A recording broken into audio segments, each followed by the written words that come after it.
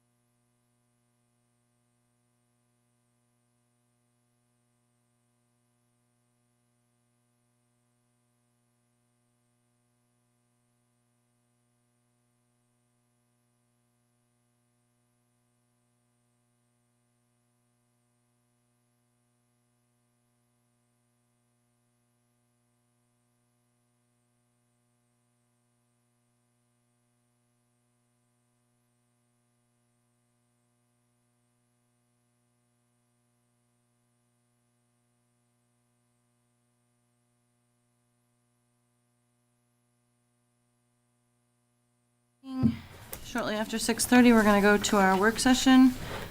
This being the planning board meeting of February 14th, we're starting with a work session regarding our MBTA zoning upcoming presentation to town meeting and others. So as far as the timeline, I think we're on schedule to approve a draft tonight and then The first get it to legal town ad meeting. went into the Lowell Sun today for your opening of your zoning public hearing on the 28th. As part of reviewing the slides and FAQs tonight, we previously talked about attaching those to an email to all town reps.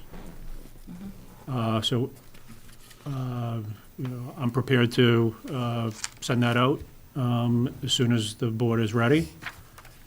And then the other question is, to what extent does the board think it's necessary to re-notify the individual property owners within the two districts?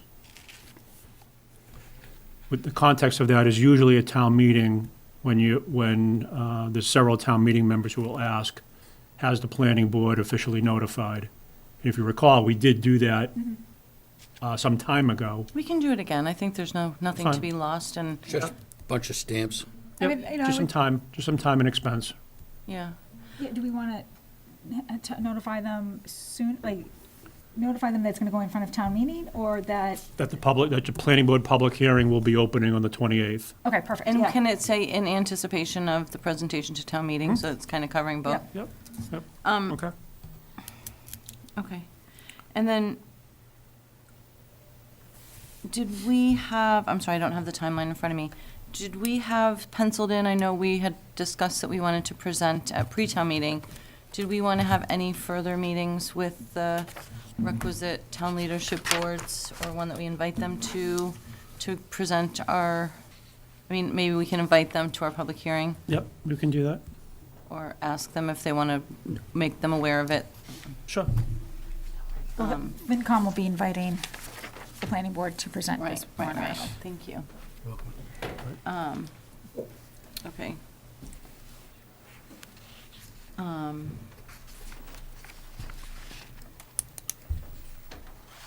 So you That want to go through the slide deck that I think Chris and Mike have updated? Yeah, I had a couple small edits, too. Yep. So what I did is I split the slide deck into two. Essentially the wordy data set and then the less wordy presentation set. They're pretty parallel, so whatever edits I make in one, I'll make in the other going forward. And then if we want to pare down the presentation deck even more, we can. So in the FAQs, I had an edit of, I think, on question 10, I think it should be 15 per acre, not 15%. And then on number 14, I think we should put in, I mean, maybe it's implied, but I think we should put in stormwater management as one of the things that we're considering as part of the site plan review. Mm-hmm. And then number 16, I think we should say the planning board hopes to raise the requirement to 15% for the affordable housing, pending the feasibility study, blah, blah, blah, instead of is planning to. Mm-hmm.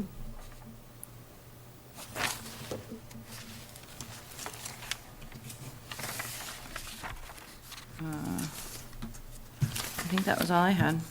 I mean, I've been driving around and thinking about what we can use for pictures, and I don't really have the perfect thing in mind. I told Chris that my apartment, my first apartment, first year of med school in Chicago, I would like to take a picture of. It was a really cute building, 3 stories, U-shaped, multiple entrances with like 18 apartments. Yeah, but- they're kind of the classic shape. Yeah. I've always liked this, from the 20s.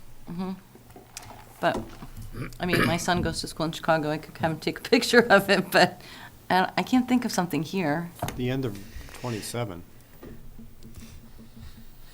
The new development's halfway built. Those but multicolored? No. it's no, right here, the new one. Yeah. 9 out. Oh, yeah, Oh, but I 9 don't active? think they'll be painted in time. Some are, it's siding. It's- Yeah, they're getting some siding on them. I mean, they look, the back one, but you don't see the front units yet. That's the problem. Does it have to be something here in town? It would be nice to have it in town, but if we don't already have it in town, we could take it from another town and use it as an example. We have to make sure we Tewksbury's say full of that, it. though, if we do. Yeah. Well, I mean, you could see. Well, this is the look we're going This is an for. example. Yeah. Yeah. Or maybe if we did that, we could have a couple different ones. There was some pictures, a couple pictures of specific properties in one of the iterations of the presentations that we saw from, NIMCOG did have visuals None of them were from Chelmsford. Right. I had suggested previously taking photos of the existing condos on Littleton Road On Littleton Road. within the district. 'Cause that's basically You what mean the grist mill? No, Fox Run and, yeah, The ones- Oh. they're all very close. because that's essentially what the bylaws modeled Yeah. on. Yeah. the one Yeah, in that you know area. what, I They're dated, I but- actually drove by that today and thought, I have to go in there and look at those, but it was dark, so I couldn't. But yeah, that's not a bad thought. Yeah. That's a good idea. Maybe we People could know do them. that and something more, either the U-shaped or convex, triplex, Clint Lock. quad. Is someone going to volunteer to take those pictures and send them to me? Like professionally? No, just Whip out your decently. phone. Yeah, Why don't we all take pictures and take the best ones? Huh? It'll be a contest. Okay. What do we win? 1, 2, 3, go. Get to make the motion to adjourn. I'll try to take a picture. Can you send them to me before, what date?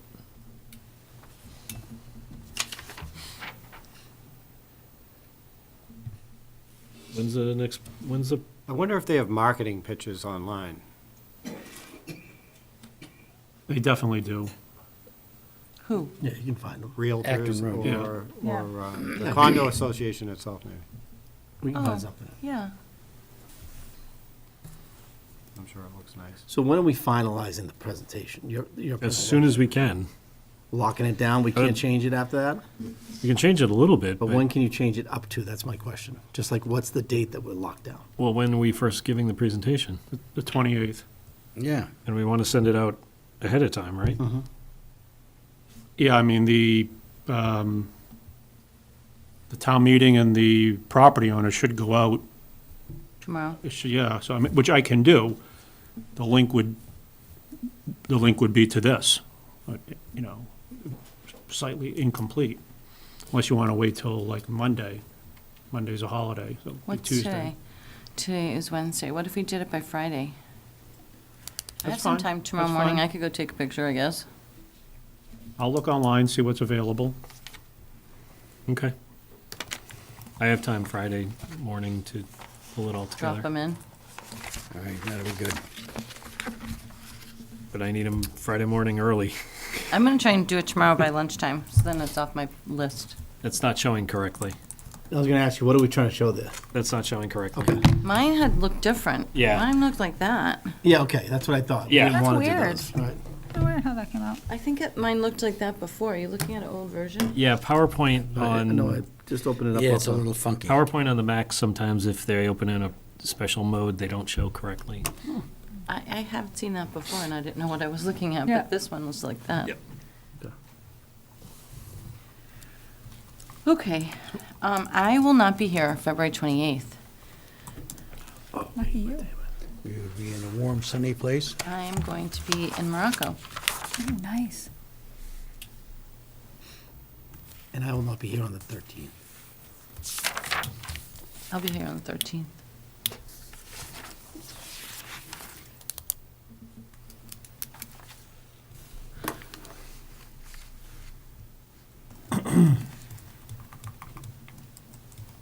I'm not going to Morocco.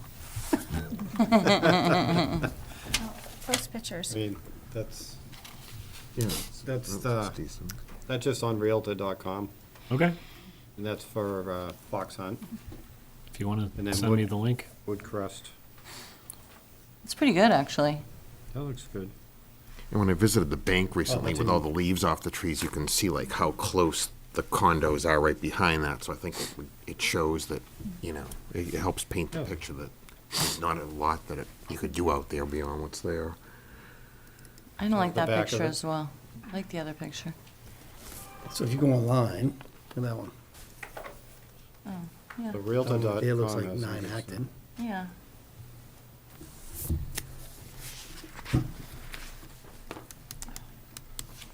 All right, you can send me the links and I'll put it together. Yeah, beautiful. Did you have any other, were there any other So I'm not taking a revisions you picture wanted of to it. highlight? No, take a Yeah, picture. they're The already only other online. They're thing, professionally done. the only other thing, we do need dates on slides 7 and 8.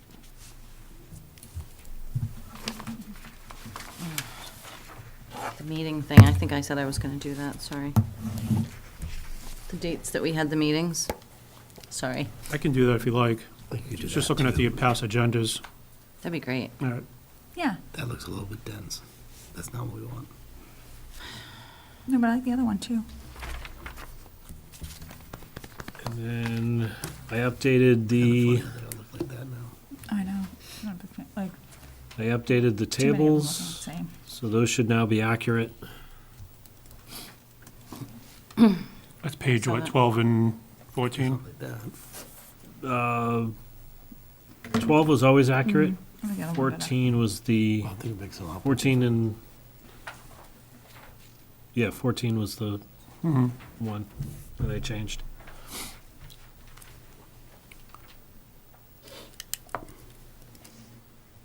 Just on the, 13, the picture of the zone. Yes. on the slide with the districts that we've looked at already, I was just gonna make a suggestion on the, where it says UPS, I was just gonna suggest adding the words like Brick Hill Road, just so if somebody's not familiar, I think everybody knows where it is, but Yep. just in case.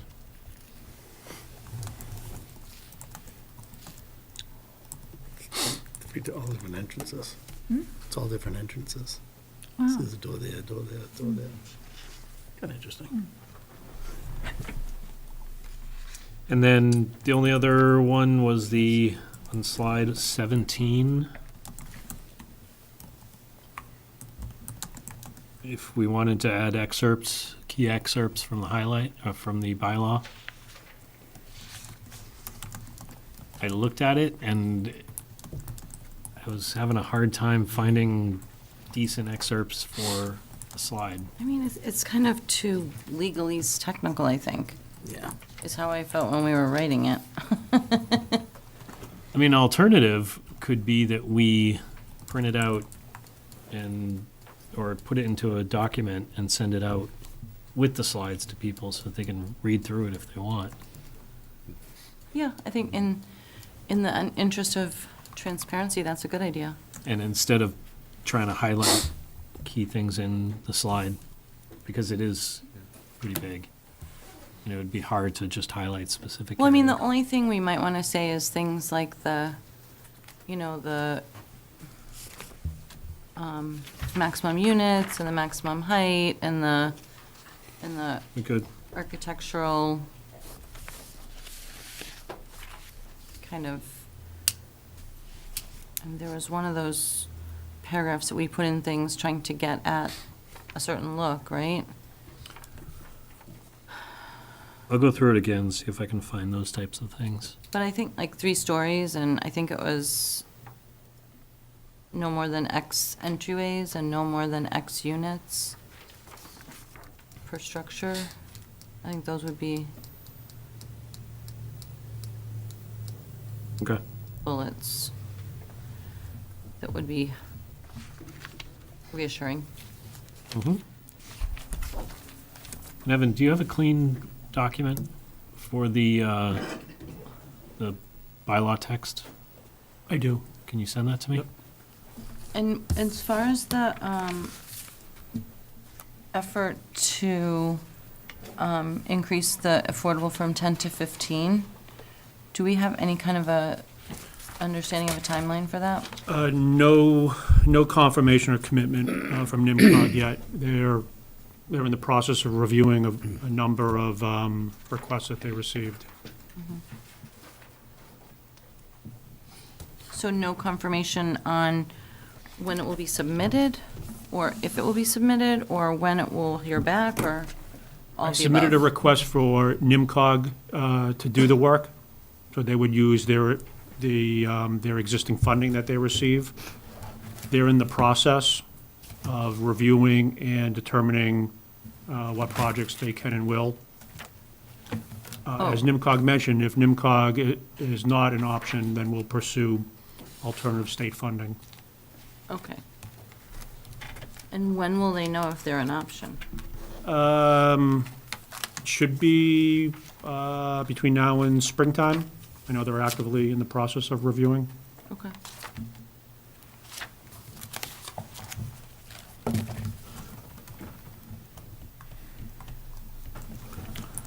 The town council is also actively reviewing it. The select board is scheduled to sign the warrant on Monday, February 26th. As I mentioned, your hearing will open on the 28th. We've penciled in for the timeline, we've built in a automatic continuation of your hearing to the 13th. The state 90-day pre-adoption review ends on March 6th. Did council reviewed it before it went in? Council was involved, but didn't do a deep dive prior to NIMCOG submitting it.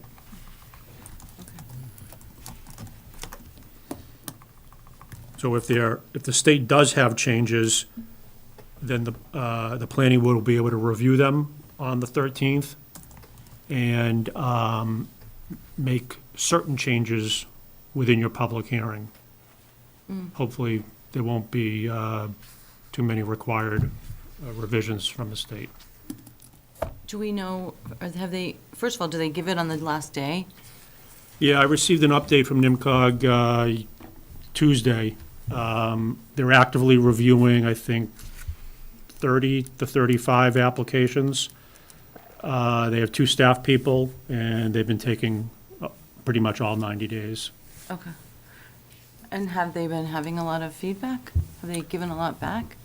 so far? There's been so few suburban communities. It sounds like they write a letter, but there aren't enough details to make a determination as to whether how they're reviewing it, to what extent they're being, conservative or liberal or in their review. And the ones that went in at year end, were they all approved? For the My understanding is that primary? 2 communities have official approval, Lexington and Brookline. Others are still pending So they final haven't been review. denied, Correct. they're none have still been waiting to denied. hear. Right, So as far as we know, there haven't been any denials. correct. Okay. So Evan, on your timeline, so after the 13th, you want us to close, if we can, the public hearing then, but you have the 27th Yep, just I in have case. it. Your hearing can go out as far as the 27th.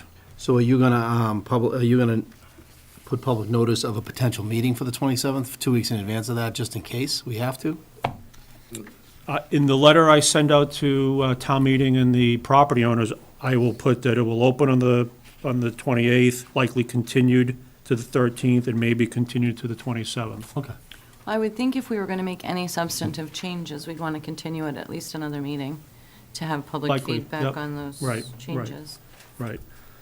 If you close on the 27th, then that sets the stage nicely for FinCom starting on the 28th and April 4th.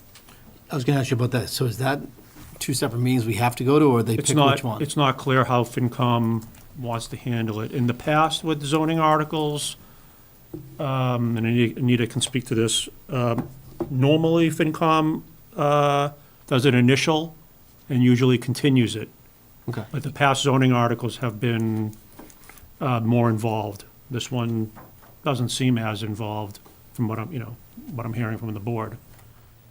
Yeah, typically we like to have, it's, we'll ask the question of, how did the planning board vote, right?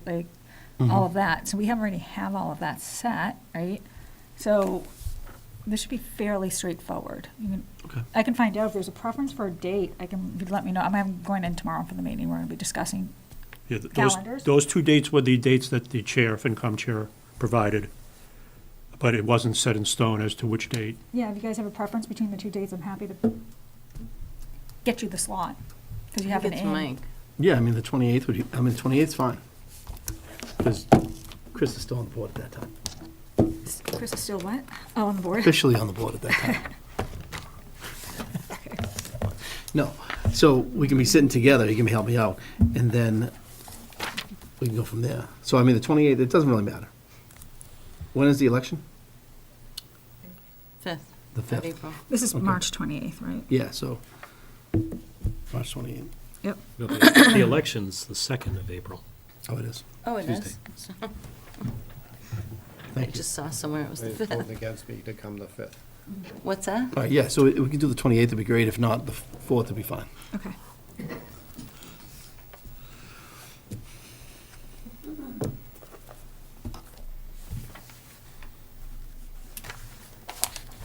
And then same with the select board. They'll begin their review on April 8th after the elections and the new board is seated, and then continue their review and deliberations to April 15th. Okay. The schedule has April 24th is the annual pre-town meeting. Normally, you have a regular meeting. So we've talked about the board may want to just cancel your regular meeting of April 24th so that you can all attend a pre-town meeting. Either that or ask if we could be early at pre-town meeting and have our meeting late, and Okay. maybe over there or over here. I will inquire.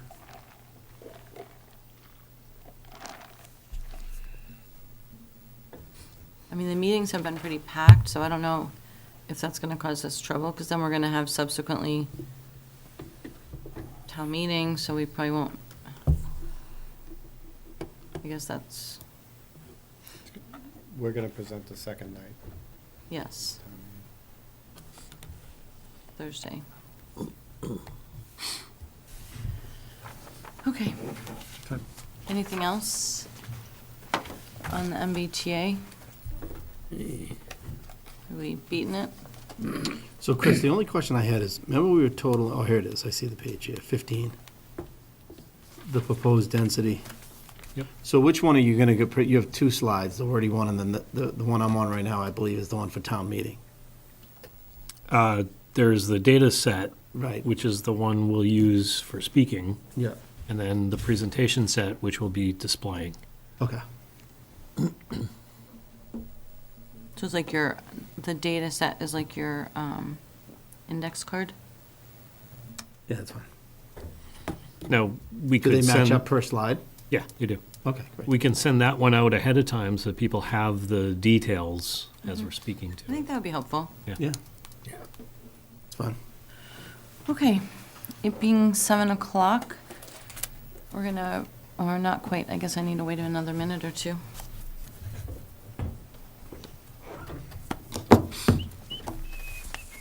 You want your minutes? Yeah, there's one set.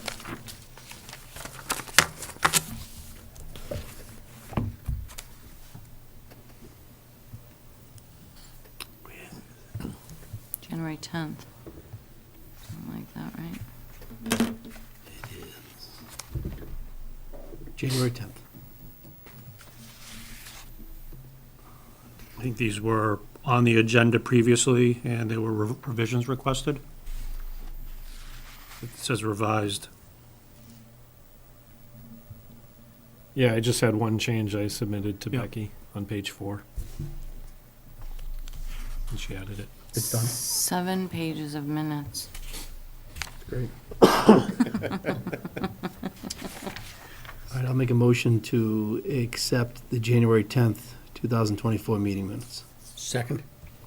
All in favor? Aye. Unanimous? Okay, now, it being 7 o'clock, we will bring to order the regular meeting, or I will bring to order the meeting of the planning board, February 14th. We'll start with public input. Any of the public are welcome to speak about something that is not currently in front of this board in a, and is not the subject of a pending public hearing. If you want to speak, please state your name and address. And we're going to try and keep speaking limited to 3 minutes so that we can conduct the business of this board. Anyone on Zoom? No. All right, seeing no one. We have our standing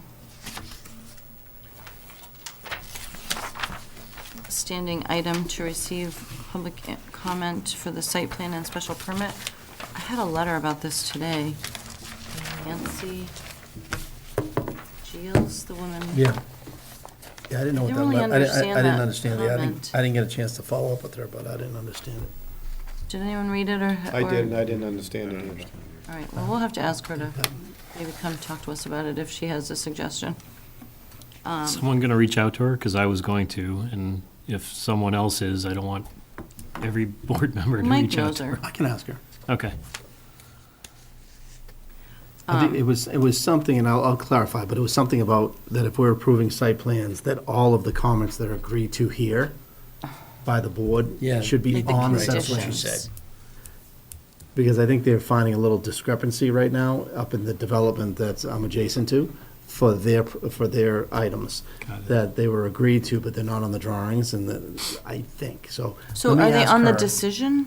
Let me ask her what she means by that, and then I think that's what she's just saying, that if we have part of the decision, they should be on the drawings, because the decision is not part of the drawings that everyone has. Right. But I guess I have a question just in a general sense about the decisions. That's what the building inspector's using, correct? Both. Both. Between myself, the building commissioner, and DPW, and we use the decision and the plans. Okay. I'll follow up at her in the next meeting, give you guys an update. Okay. Evan, could we get the policies document linked on the site? Oh, my apologies, yes. Could we also have the decisions on the site somewhere? We can. I would like, I mean, I was looking for one recently and I Yeah. had trouble finding it. It's a good idea. Link We'd it. have to give some thought as to where. Give that, you have any I'd like ideas? to have a file for each, What do you um, mean? public hearing, like a digital file for each hearing that has the various things I that mean, were, the agenda's kind of serving in that right, but I'd purpose. like to have it distinct, like you wouldn't go to the agenda and have to scroll through all the agendas to find what you're looking for. Like I was looking for something a few years ago for the grist mill Pilo, and it was, I had to watch 4 meetings, because it was nowhere in the, it was nowhere spelled Okay. out in the, anything, So- because it was, I'm not, I mean, the people who work in other non-town hall businesses, do you guys, are there, I think, Yes, file structures. yes. So Is you could that- have decisions approved, is that something that's, You have it by year. and is then- that something that is an off-the-shelf product, like a document I think- management system, or? yeah, I is it- think Tricia, I've been listening to Tricia present at some of the capital meetings about these, the document management system here. And I don't think it is currently able to do that. I think there's a capacity issue. And so she is looking at document management systems now, but it's not in place yet to be able to do that. Can we do it as an alternative, put it on SharePoint and make the SharePoint link? I don't think the town has a very good SharePoint system. I'm not sure. Because alternative, like, because that's what we do, like, when we- like, publish those and make those Yeah. public. I can talk to Tricia and see what she's got going on. Okay, Good. I'll report back next meeting. okay. Okay. We have a request for withdrawal from 24 Maple Road. I'll take a motion. Move to grant the request. Second? All in favor? Aye. Okay. I have a request for continuation without discussion on 10 Hildreth Street. Move to continue 10 Hildreth Street without discussion. To when? That's a good question.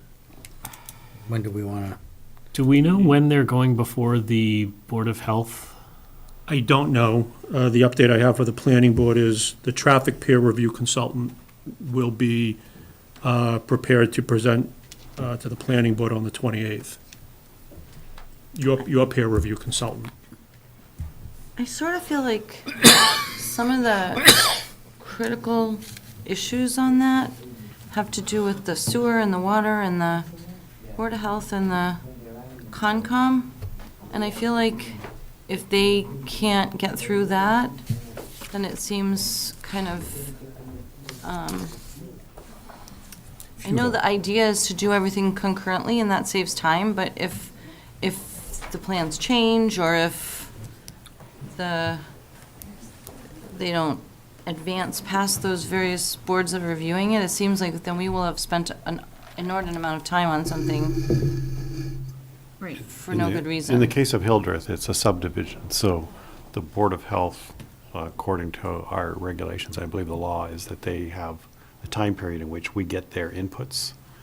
So that time is already passed. So the Board of Health technically, as far as 10 Hildreth goes, has already weighed in. And Concom typically, the process is that that the planning board precedes the Concom. That's sort of been they can be concurrent. But typically, the planning board doesn't wait necessarily for the Concom. So at least on those two, that's that's my understanding of where. So does that mean that the septic under the driveway is all approved? Yeah, that's what I. No. I mean, nothing's approved. And I don't know to Isn't that what the I Board don't of know Health to what weighs in extent, I don't know to what extent Title V allows it or doesn't allow it, but that's going to be a Board of Health Right. jurisdiction. But I just thought, So don't they need to get that approved by the Board of Health, which, They do, but the applicant determines the sequencing, not the boards of the town. Well, my understanding is that, because I asked this of Paul the last time that Hildreth was here, and that whatever weighing in that the Board of Health is going to do, they've already done Into your process. into our process. Yeah. Yeah. Right. So as far as any sort of review of septic and anything like that, that's already, as far as we have a window to take their comments. And then anything after that window, if they haven't commented, then it's viewed as constructive approval. So you're just, if the planning board process comes to an end prior to Board of Health, your decision will have a condition that it's contingent upon Board of Health approval, Concom approval. But this is only for the subdivision.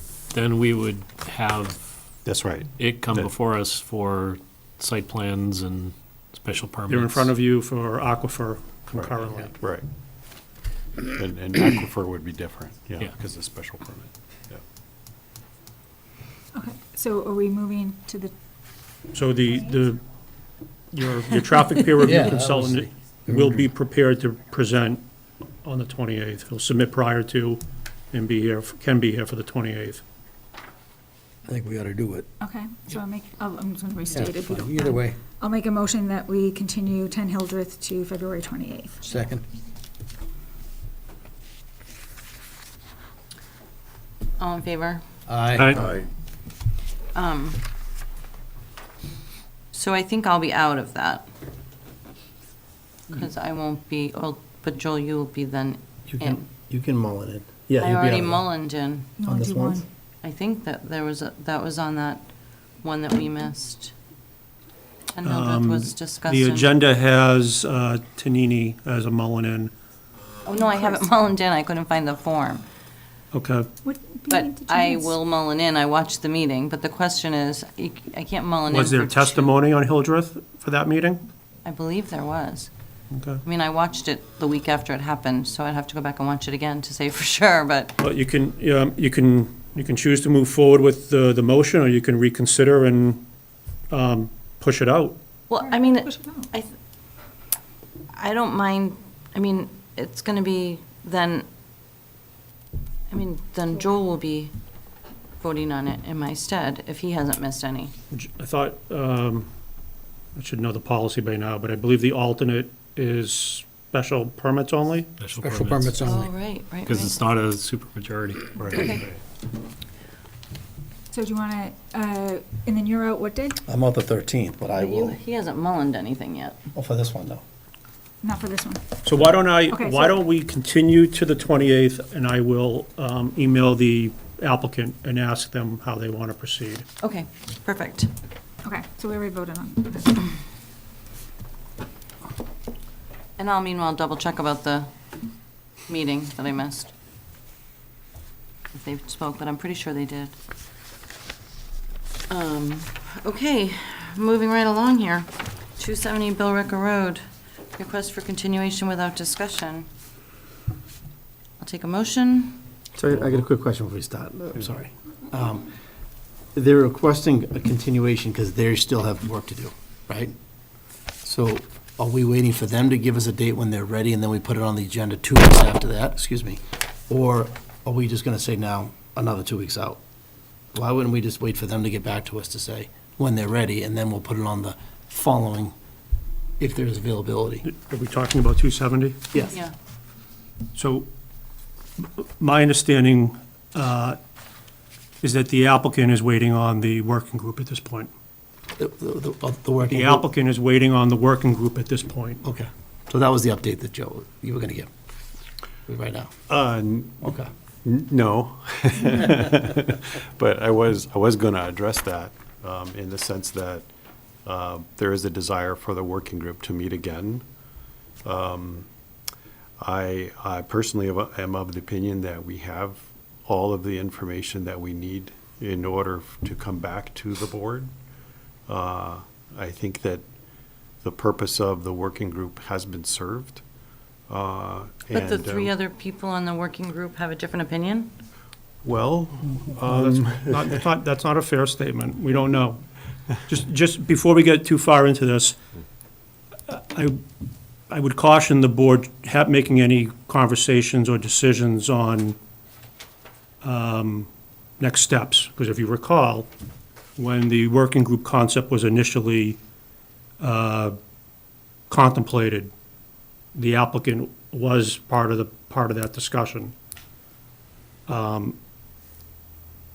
So, as it stands right now, per the applicant's letter, which I think is attached to the agenda, David and I met with them at their request sometime last week. Simultaneously, David and I were pursuing a similar course of action. We have at the request of David and I, we have a list of questions from working group members. Joel has submitted several questions, and Peter Spahn has submitted a lengthier number of questions. And David and I, and the applicant agrees, that it's not clear to what extent the working group feels as though those questions should be answered, or when they should be answered, and how they should be answered. So procedurally, we thought it made sense for the 4 members of the working group to get together to review the questions and make that determination. That determination isn't final. They would be able to report that back out to the Planning Board and Conservation Commission. But right now, the working group has gone through an iterative process that's very technical in nature. And I think for some members of the working group, there may be a feeling that the technical iterative process has kind of served its purpose and maybe it's time to move on. And there are likely others who feel as though the resolution of those technical issues is paramount in order to move to the next step. Well, I'm confused. I feel like we deputized a group of 4, 2 and 2, to look into some questions and to come back with us with a group Yeah. plan and commentary. So I don't understand the thinking that you would decide it's not time to do that if the group hasn't made a determination. Yeah. My understanding That's of the what you were group. deputized to do, right? Yes, that's correct. And I feel that I feel that I have sort of accomplished what I was deputized to do, which is to go through details of the technical details to determine what should be the scope of the testing, to have the testing results to be able to review and potentially modify if there's a need for further testing or so forth. Based upon the LSP's review, I think that it's pretty clear that no additional testing is needed. And for that reason, the questions I submitted, I meant to be answered before the full board. For the planning board. For the planning board, yeah. I didn't see, I don't have any additional technical questions or issues. I don't know if Mike does, but my feeling is if the planning board representatives feel that the planning board's interests have been met as far as, what should be done, that at that point, it only makes sense to bring it back to the planning board. That, to me, that I guess I didn't see a particular value, at least, certainly I don't see any technical value in meeting again. As far as a process goes, I think, at least I'm pretty clear on where I think the process needs to take the next step. I'm not sure that I would feel otherwise in any sort of a discussion. And the sort of added complication to this is I changed jobs, and so I'm just not really that available anymore. And so I think that overall, we're best served by having. I feel that it's at the level now where it's at the level of what we are normally used to handling technically. I mean, the board does handle technical information. Right, of course. And so I felt like it's at that level, and so I felt like, okay. I feel like if the committee Our part. as a group, Yeah. as a whole, doesn't feel like the work's wrapped up, that it seems to make sense to have a wrap-up. Like, That's, as the other member here on that, that's my sense. I mean, it may not be a technical could you zoom in determination, to a but wrap-up meeting? It's just difficult to commit, because Yeah. right now, I have meetings that pop up at different times, and so I could try, but it's just difficult to commit to it, to a particular time or place right Yeah. now. It's just the nature of what So our my next work is right available now. hearing, you're okay to? I mean, I had the sense that that the committee would probably gather up and bring it to some kind of closure before presenting it outside of that committee, but I suppose it could go either way. I would like to see that, but, I mean, just from a process standpoint. Yeah. It seems kind of random. I mean, it just seems like the tail wagging the dog, that your schedule's more difficult now, so.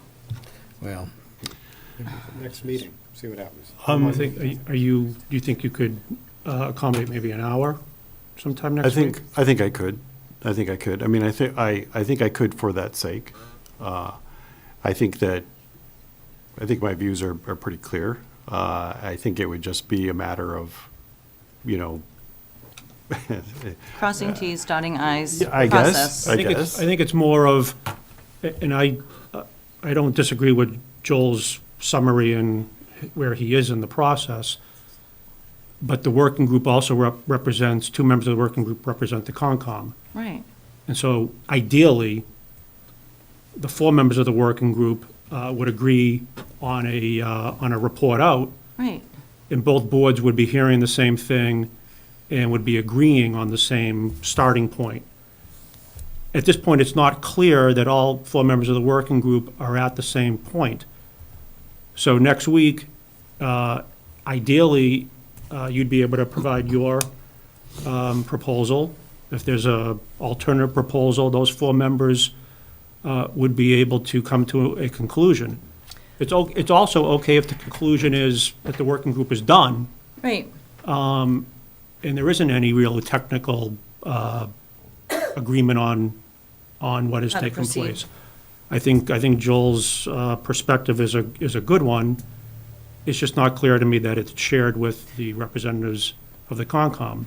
well, the other issue in my mind is that I imagine this as maybe hopefully a template for other situations in the future where we might have overlapping questions and/or interests, and that in the interest of working together for similar objectives of protecting the resources, et cetera, as well as, developing responsibly, that we could use this group as this activity that you guys have been participating in as a template. And I feel like to then go like, okay, we're done, I got what I needed, isn't in that interest so much of future times we might want to work together. So just on 270, you think you could find an hour next week? Yeah. I'll work with you offline? Yeah. All right, so if, I think that's all we for the need. purpose of wrapping up. yes. Yeah. I mean, and hopefully the other three members agree with you. Well, I just want to point out that even if Concom folks don't agree that the work is done, I think the purpose of that subgroup was to find those overlapping questions. And if our two members find that there's nothing more for the group to do, then to me, that's a fine point to split because there's no more common. Right. Yeah, but we need to sit It's down much and mo- it's have much the more meeting to figure complicated that than out. Chris, it's much more complicated than that. The planning board's in I good don't think so. hands. Planning board's in good hands, and let's Yes. assume that Mike and Joel update you accordingly. That doesn't mean that all five other planning board members agree, that this is where we are moving forward. Oh, yeah, I'm not saying Also, that. doesn't mean that the public agrees. No, Evan, I'm not saying that. What I'm saying is So that. the whole the point of group the was working designed group for was, that. was to try to get to where Joel was, is that working group spent hours and iterations with technical reviewers trying to discuss and resolve issues. And I don't want to put words in Joel's mouth, but maybe those issues were resolved or were not resolved. But I think Joel's at a point where it's time to move on. Some things aren't resolved, but they don't necessarily need to be resolved. Yes. That, not everyone may agree with that. At a minimum, it'd be good if both the Planning Board and Conservation Commission at least had a conceptual agreement. Because worst case is, Planning Board starting point is at D, and the commission goes back to A. At that point, I don't think that's a problem, because I don't think anyone would go back. I just think that. it's a real we problem, may be because starting at both different boards are points, reviewing the same exact thing. Yeah. So the But from notion, different perspectives. it's the same exact regulatory jurisdiction. The commission may prioritize one element of stormwater differently than the planning board, but at the end of the day, it's exactly the same regulatory jurisdiction. Okay, but what we're dealing with now is putting them on the next Right. agenda. So what we're talking about is to continue it to the 28th. Presumably, the working group will have a report directly Yep. to the planning board, and the applicant will be able to re-engage with the planning board, and we'll reopen that hearing. I don't think it's a good template for the future as a general practice. You don't? This was no, I don't. It was a highly unusual case. I hope we don't have another highly unusual case like this. But I think in general, we are really better served having things brought before the full board, because the full board has a wide range of perspectives and expertise and so forth and so on. And I just, we handle a lot of things like traffic and stormwater, et cetera, et cetera. This was just a really highly unusual case where there was some specific, highly specialized kinds of issues that I think really relatively quickly got on track. And the only other thing I would say is that I think we're at a point where it makes sense to come back to the board. That doesn't mean that I think that everything turned out the way that we thought it should or that sort of thing. I think it's just at a point where have the more highly specialized review, I think, is less relevant, and it's more relevant to have, again, the wider spectrum of the board considering what the issues are, and then sort of guiding the process from there. I think that I understand the desire to sort of wrap things up, so I'm willing to do that. But I think in general, there's a I think we are very close with the Concom in terms of what we're seeing in this process. And I don't think that there's going to be much appetite on the applicant's part for any additional seeking for information anyway.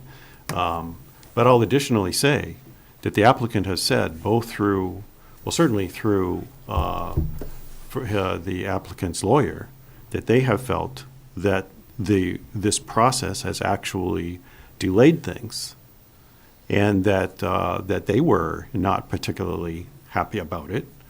And I took a great deal of offense at them saying that we were delaying it. I mean, I took time out out of 3 days I was taking as bereavement leave because of the death of my mother, I went to one of these meetings because I specifically did not want it to be held up. And then the applicant turns around and complains that we're just holding things up. So frankly, I really don't have much personal interest in assisting applicants if they're going to turn around and complain after you invest a certain amount of your time and effort in trying to help the process be more efficient. And I think in addition to, I think just better having it in this sort of before the full board in a full, regular, open hearing is just a much better process overall. Okay. I have some somewhat tangential thoughts on this.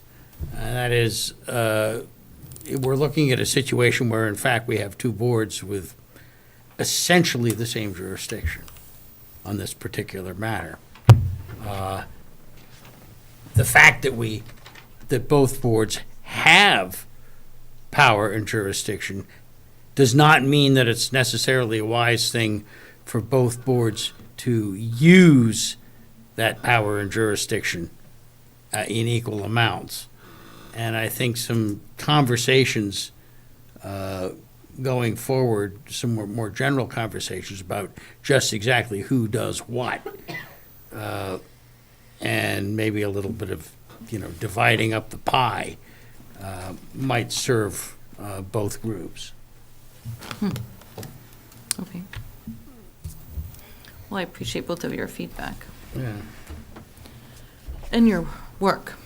And I'm sorry about your mother Thank you. and that you had to go to the meeting in such short order. Well, I didn't have to.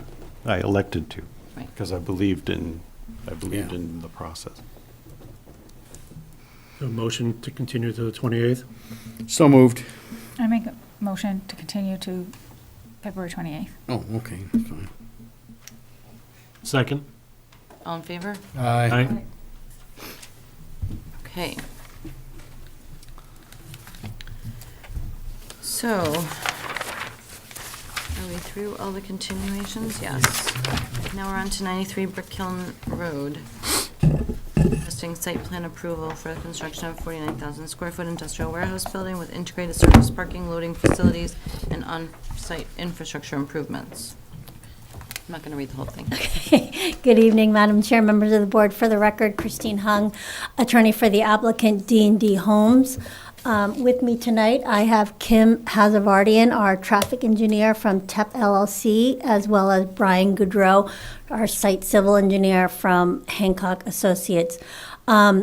Today, what we'd like to talk about is we'll finish up or continue our discussion on traffic that we did at the last hearing. I think that from the last hearing until today, we've made good progress on that.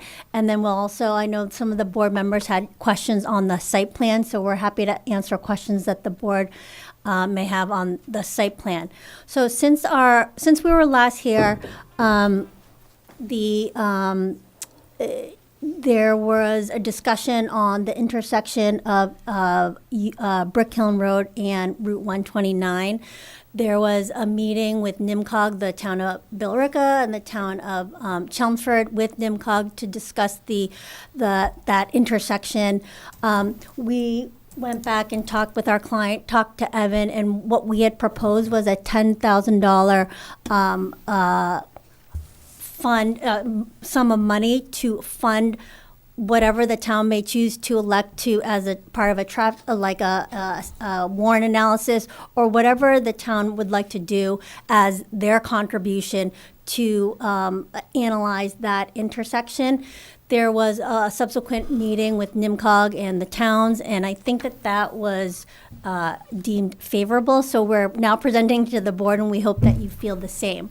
Other issues that were discussed were the impacts in Chelmsford.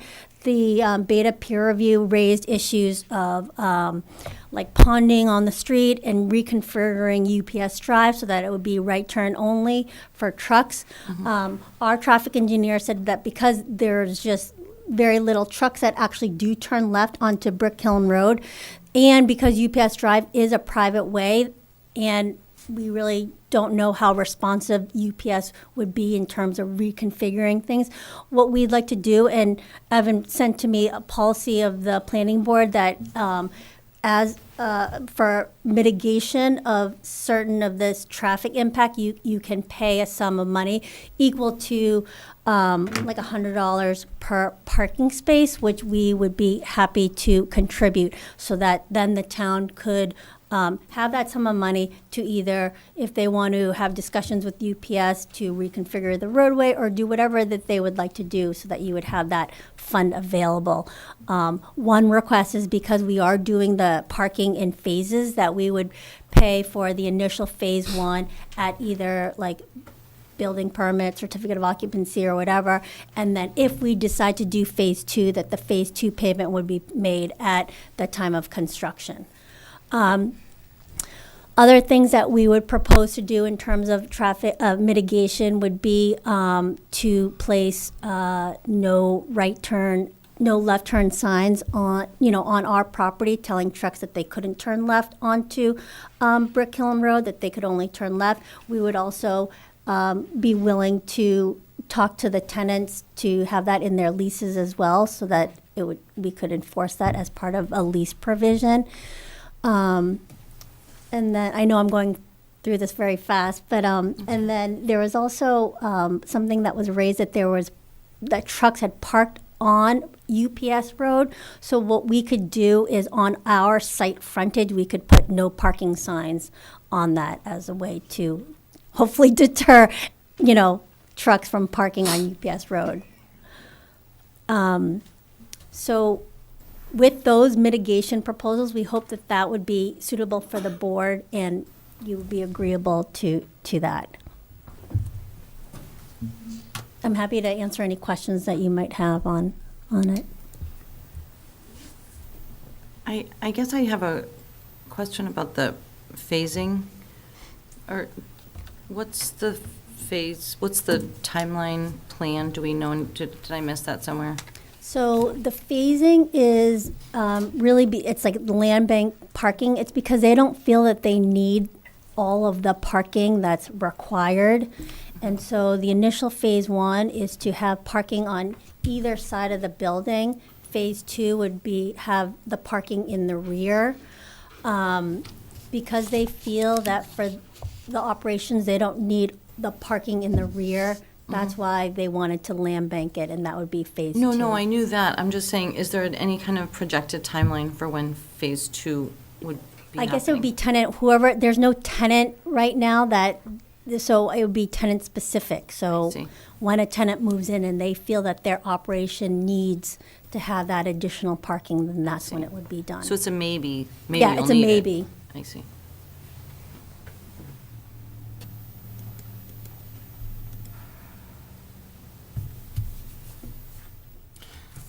So the signs that you would put for the no turns onto left on Brick Hill, where would those be located? So there are signs there currently. At the end of UPS Road, there is a no left turn sign. We would put that on our site. So at the end of our site access drive, it would be no turn on Brick Hill Road.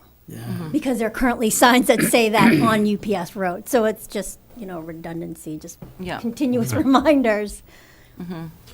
I would also like to see a sign to replace the digital sign that's on Brick Hill now.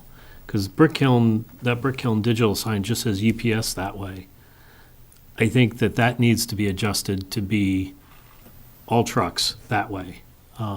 Because you've got potentially drivers going to your site, coming down Brick Hill, and they'll see that UPS that way and not necessarily know it's for your site too.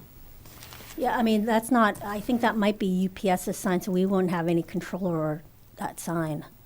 No, you don't have control over that sign, but it'd be good to put up another sign in its place for UPS and yours. Because otherwise, trucks that you have are going to do exactly what UPS's trucks did and keep going straight on Brick Hill and completely miss that turn. And So so there's another, no, like 2 digital signs at that, no, I'd prefer one digital sign that maybe there's a cost sharing or something like that, but there needs to be something there for your site.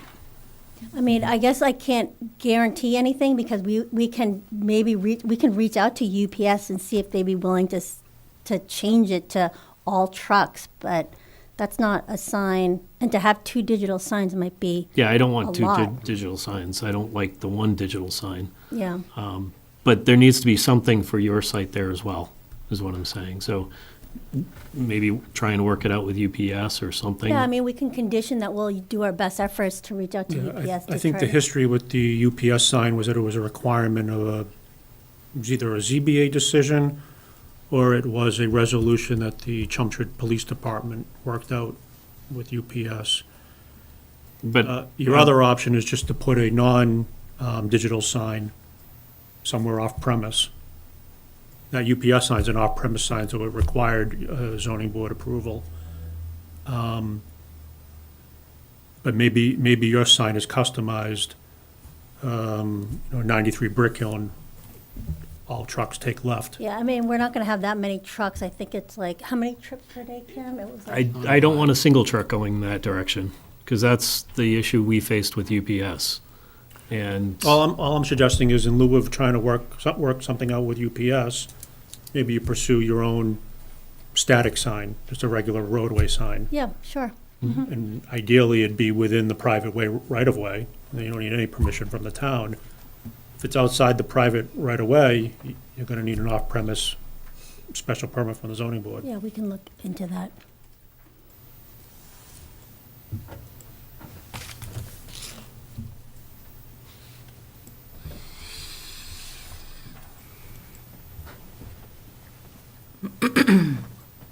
So I guess I don't really understand when an applicant such as UPS had their original agreement with the town or with the ZBA, are those parameters forever non-alterable? Like, do you think they would mind changing it to all trucks?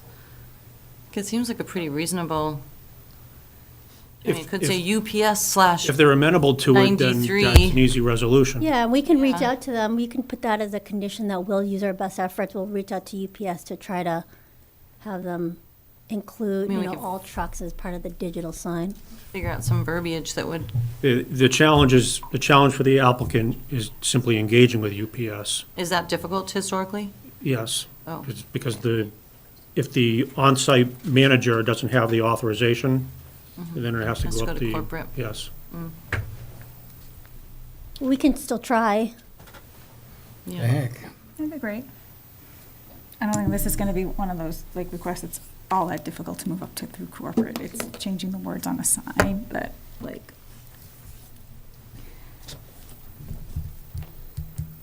it doesn't have to go through legal, like, is what I'm saying. That's usually what slows it down in corporate. Yeah. Evan, on the Billerica intersection, what's the likelihood that something's eventually going to get done there? 'Cause my biggest concern with doing this is that we're going to kick the can down the road again. Nothing's going to get done, even though we've written about it in decisions. And then we're going to go through the same exact thing, the next applicant that Yeah. comes in. So the NIMCOG meetings, it's clear that there's no legal opportunity to leverage this project in any substantial manner. So what has been discussed with NIMCOG and Billerica and Chelmsford is obtain some seed money. In addition, some other funds. Where those funds come from remains to be determined, but the goal would be for an initial intersection study to be done. That would begin the process, and it is a fairly lengthy process in order to get to 25% design and ultimately a state transportation improvement project. So that, if everything goes in a quick manner, that's, minimum 5 years. if getting funding takes additional time, you're looking at, 5 to 7 years. But it will continue to move forward, however slowly, right? It's not Yes, just going yeah, to so drop with- like it did with- before? With the meeting between the two towns and NIMCOG, there is an agreement in place to begin this process. Okay. And it's critical to have NIMCOG at the table because they manage the Greater Lowell Transportation Improvement Program and the funding.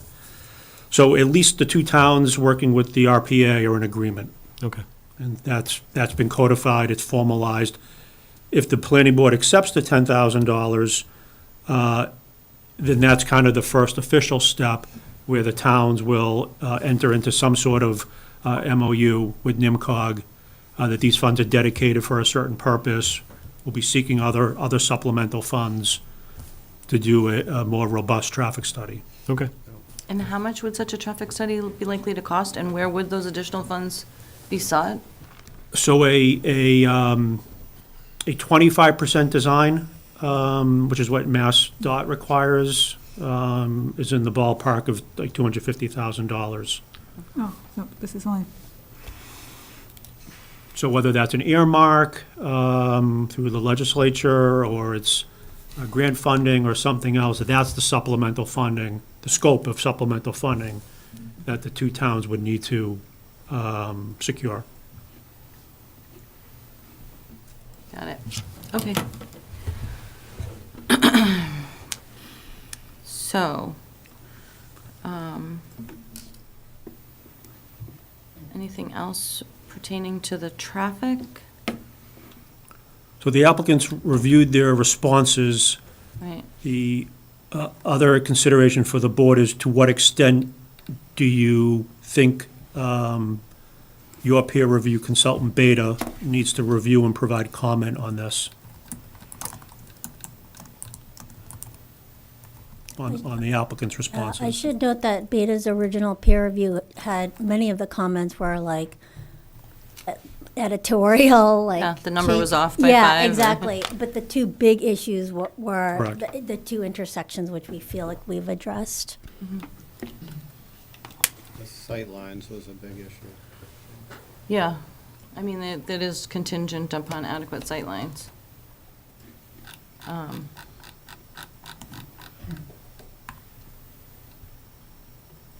It seemed to me like they were pretty well addressed. Does anyone have any other thoughts? Just on UPS Drive, just trying to fast forward to the future, assuming the project was approved and tenants occupying that, given that we were told it was a private way, signs go up, people don't obey the signs. It's a much larger corporation, has been discussed. What is the town's enforcement capability, or who would sort it all out if this project goes forward and trailer trucks are blocking access to the site?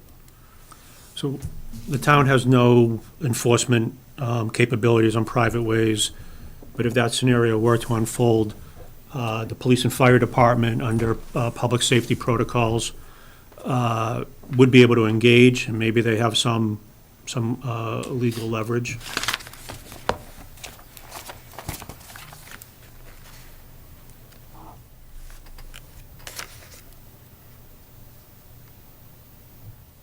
But that's How kind would of the- how not would you related deal to with this that? project. How do you I plan mean- on dealing with people just ignoring the signs? I mean, if they're blocking, if we're able to access in and out of UPS Drive, I think that that's what we would want to be able to do so that the trucks and vehicles can access ingress and egress.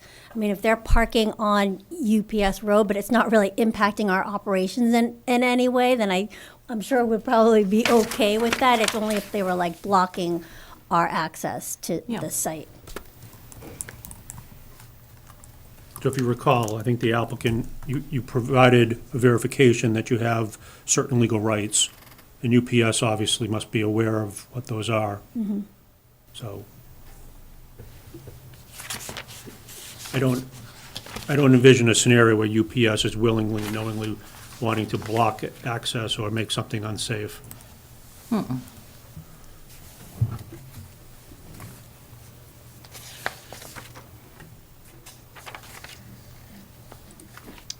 Okay.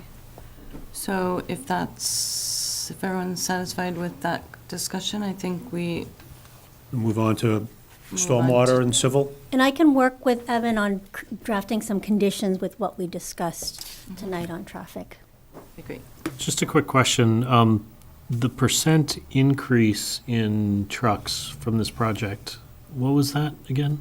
I think it was 1%, was it 1%? It's pretty tiny. Was it 1%? Yeah, it was very small. Okay, 1 or 2. all Yeah. right, thanks.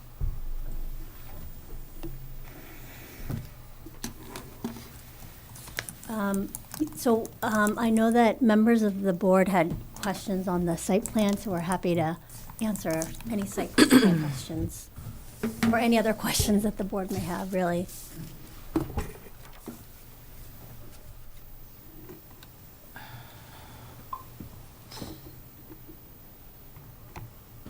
Brian, what's the date of your most recent plan submission? February 7th.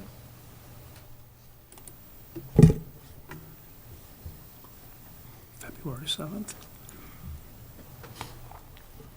Not those.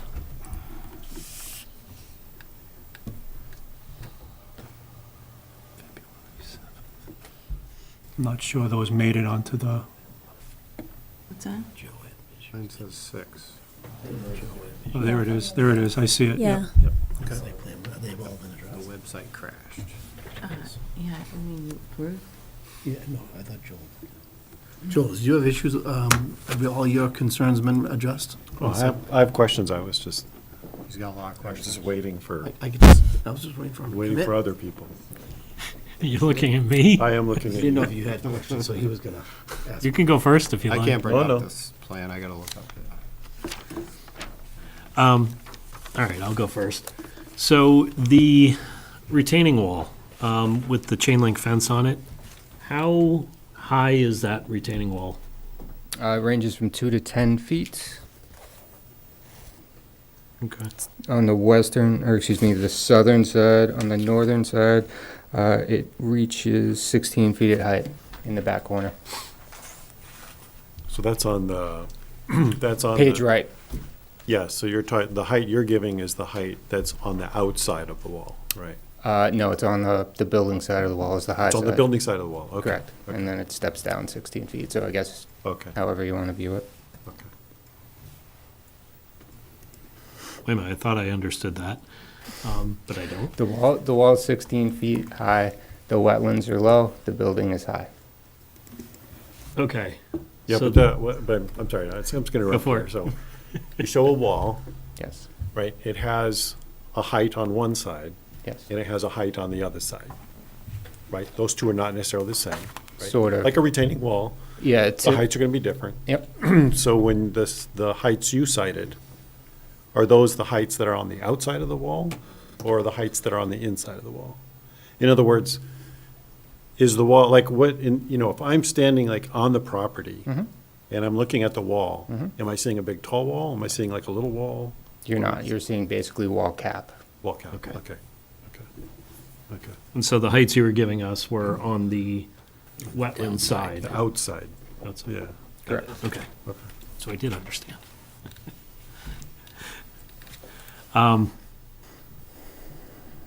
How,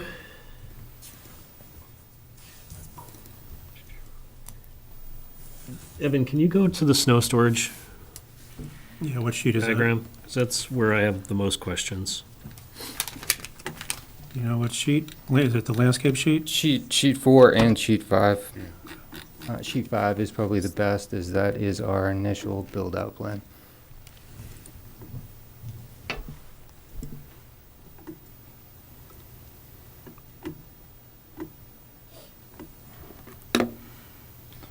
It's not happy. There's 4, okay. 4 and 5? Mm-hmm.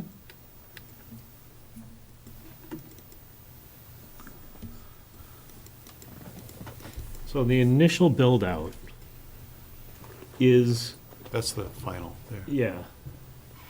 So the retaining wall that you guys are building is going to be in its final location.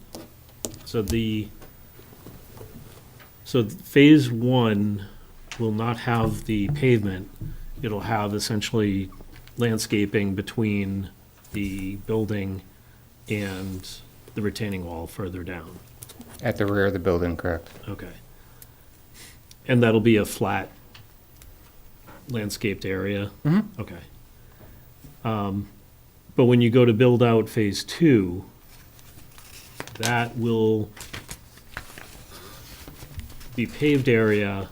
How far from the paved area, how far is it from the paved area to the fence?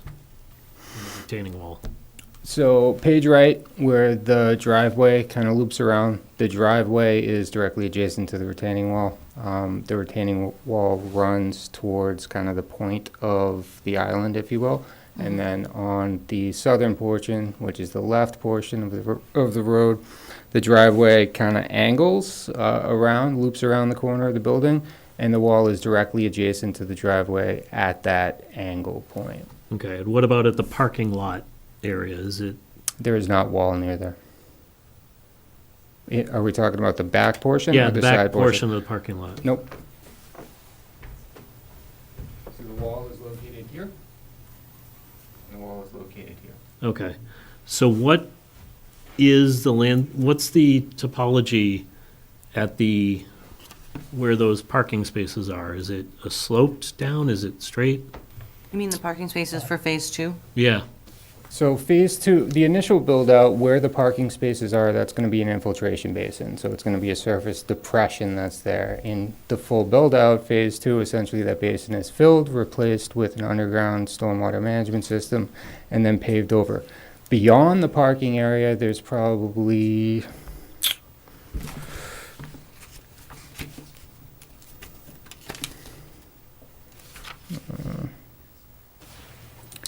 anywhere from, say, 5 feet to 30 feet of relatively flat area, and then it transitions into a 3-to-1 slope. Now, this portion of the site is directly related to conservation. So we went through a very lengthy process to create a turtle habitat nesting area, essentially, and that's going to be located beyond the phase 2 parking lot. How far beyond? It's basically the section of that flat area and then all the way down the slope in towards the resource area. and where is the chain link fence with the turtle gates? Is that? Okay, that's what I thought. Okay. So my concerns with phase 2 build out is that it seems like you're going to be plowing snow right into a chain link fence with turtle gates. And depending on the weight of that snow, it's going to destroy that chain link fence and turtle gates. And it's also outside of the stormwater system. So potential,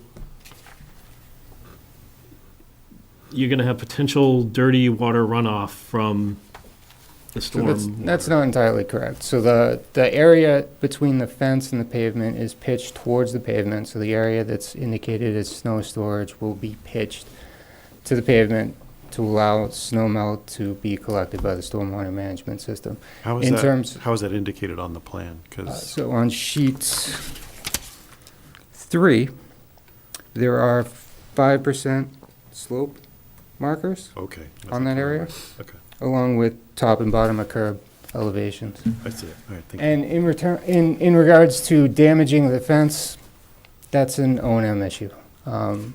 So if the fence is damaged, we have conditions that the fence be maintained through conservation, and then it would be a conversation between the contracted plow company and the management company, the applicant.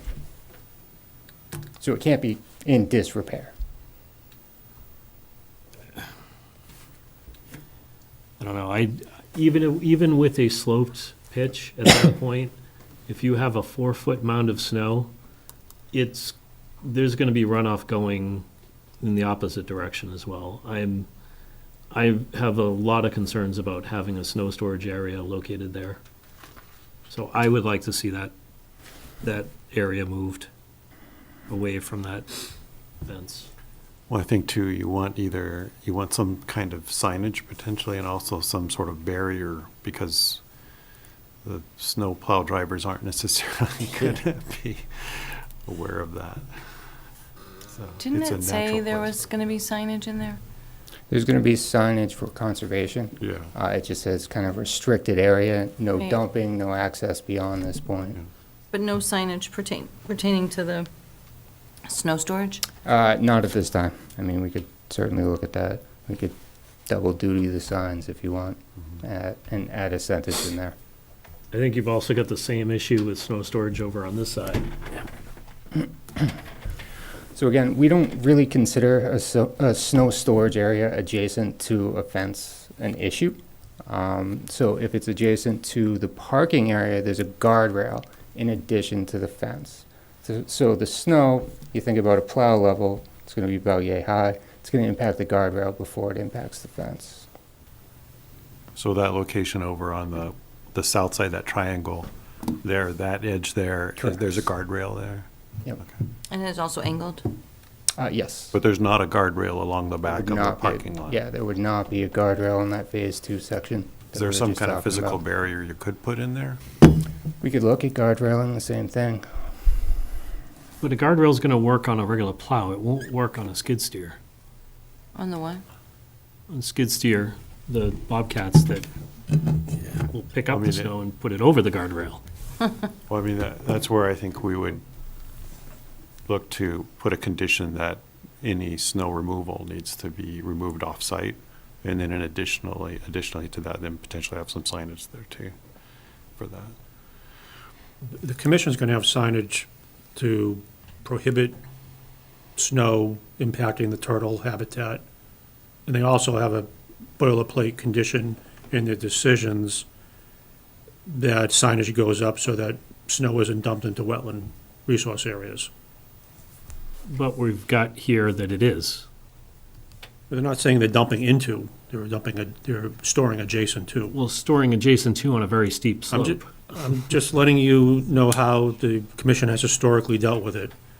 Then you're left with, regardless of what is agreed to, the notion that it's going to be enforced and complied with is a totally separate matter. Chelmsford historically has treated snow storage very differently than many other communities. Many communities that I've worked in and experienced, the planning board would allow a certain percentage of parking spaces to be used for snow storage, with the understanding that if you go to Walmart in the middle of winter, there's spaces that aren't used. Utilization just doesn't require all that parking. In Chelmsford, for whatever reason, they prioritized that every parking space that's required per zoning has to be available for parking, and so this means that snow storage either gets stored on landscape islands, which the planning board has recently frowned upon, or you're left with these other miscellaneous areas. Would it be, But an easy solution is you just allow whatever, 10, 15, 20% of parking spaces to be used for snow storage. well, that's the other thing I was thinking of, is if that whole row of parking spaces in that Phase 2 area adjacent to the building could be designated as snow storage. It works until the operations actually need the spaces. Yeah. But the point being is that But then they putting ship it on off-site. pavement's probably a lot better for stormwater management and plowing operations. If they need the spaces, then they truck it off. Yeah, Right. especially in this sensitive area, that's kind of what I would like to see. Applicants aren't proposing that because historically, the planning board has not viewed that as a viable option. Well, I'm not sure about the other members, but especially in this scenario, in this sensitive area, I would be happy to entertain that option. So you're saying you would put the snow storage where some of the Phase 2 parking is? Yeah, I think we're saying where we don't want it. yeah. And Right. and by taking that away, Right. that creates the need for somewhere else, but. Right. Yeah. So if the board would entertain that, if we could have a discussion about how many spaces is appropriate, we can revise the plan accordingly and put that language in any sort of decision. If you took out that back area that you have right now, which I guess is the west, about how many, what does that look like? Maybe 3 or 4 spots? Just eyeballing it.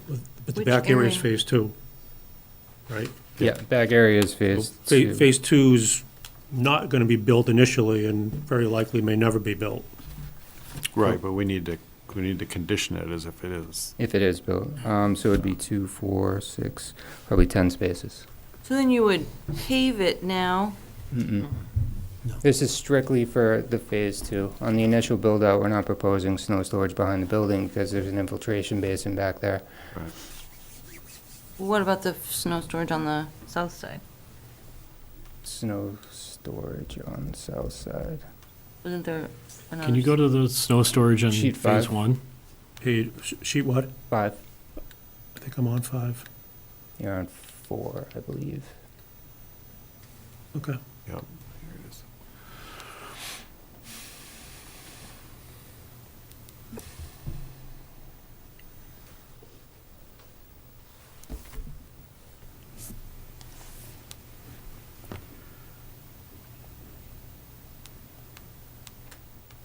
And the other question I had was about the 2 areas that are on the eastern side. Towards UPS Road. Yes, that they are on a down gradient towards the wetlands. They are. So, That was a concern for the same reason that Chris was citing. we have an underground infiltration system here. Yeah, And And an there. underground infiltration system here. yeah, That deal with both of these entrances. right. Those have catch basins associated with them, and the grading is directed at those catch basins. So snow melt will go into the catch basins and then into those underground systems. Mhm. Oh. I'm sorry, where is the phase 1 snow storage? The dark gray Shaded hatchet. areas. Oh, okay.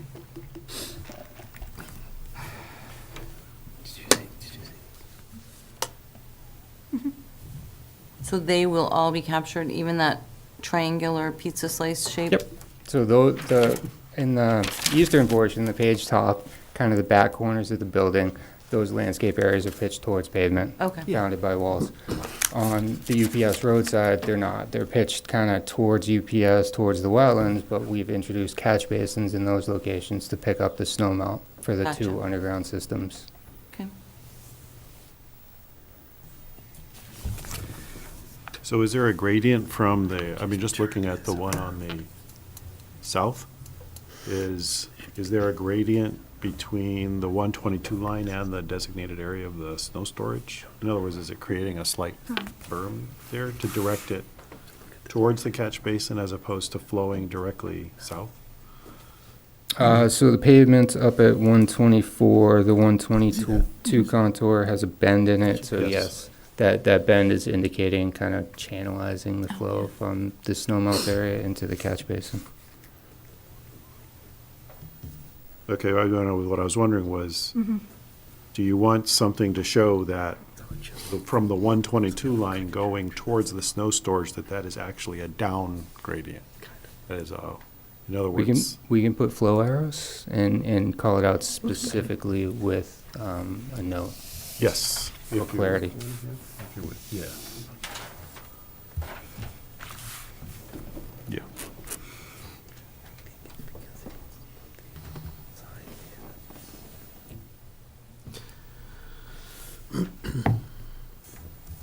And the same with the other side? Absolutely.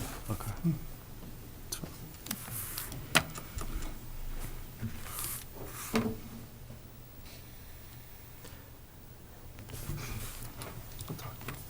Evan, I was looking over the department comment letters, and the Board of Health was waiting for environmental impact report and lab results due early February. Do we have anything from them?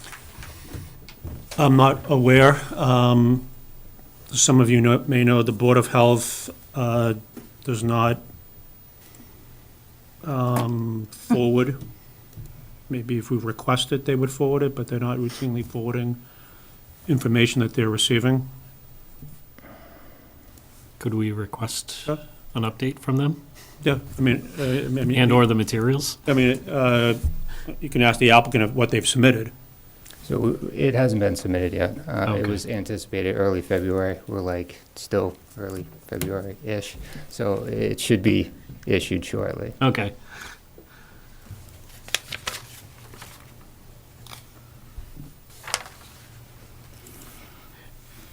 And then the Chelmsford Water, back in January, had some concerns and groundwater protection study. Any updates from? Same thing. Okay. I'm sorry, what'd you say? Same thing. They're referencing the same. It's the report Same for report. Board of Health. Got it. The project engineer, the DPW, was questioning about a cafeteria and the sewer flow. Yeah, there is no cafeteria. Oh. Yep, in our original, I don't know the date on it, our original response to DPW's comment letter, we had described our calculation for sewer flow along with the betterment fee, or however it's described, and we're not proposing one. Okay.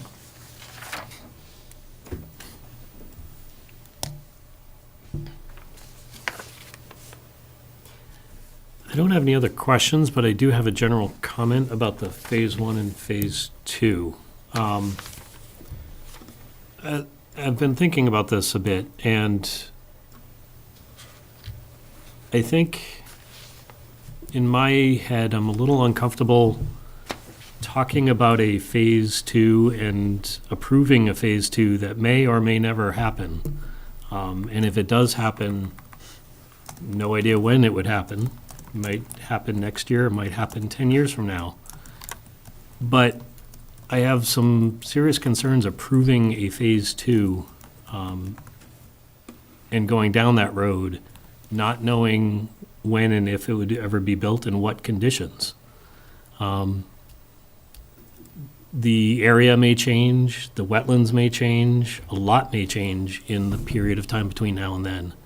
So I think I want to get this out as early as I can, that I would be very concerned about approving a Phase 2 at the same time we approve a Phase 1. I would like to discuss Phase 1, decide on it, and then have the applicant come back if they ever do need to develop a Phase 2. Can I get clarification? The Phase 2 is only the land banking of the backside parking spaces? Correct.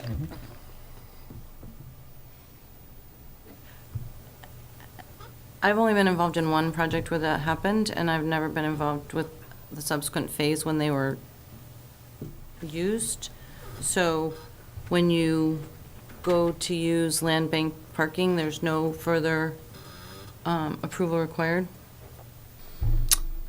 There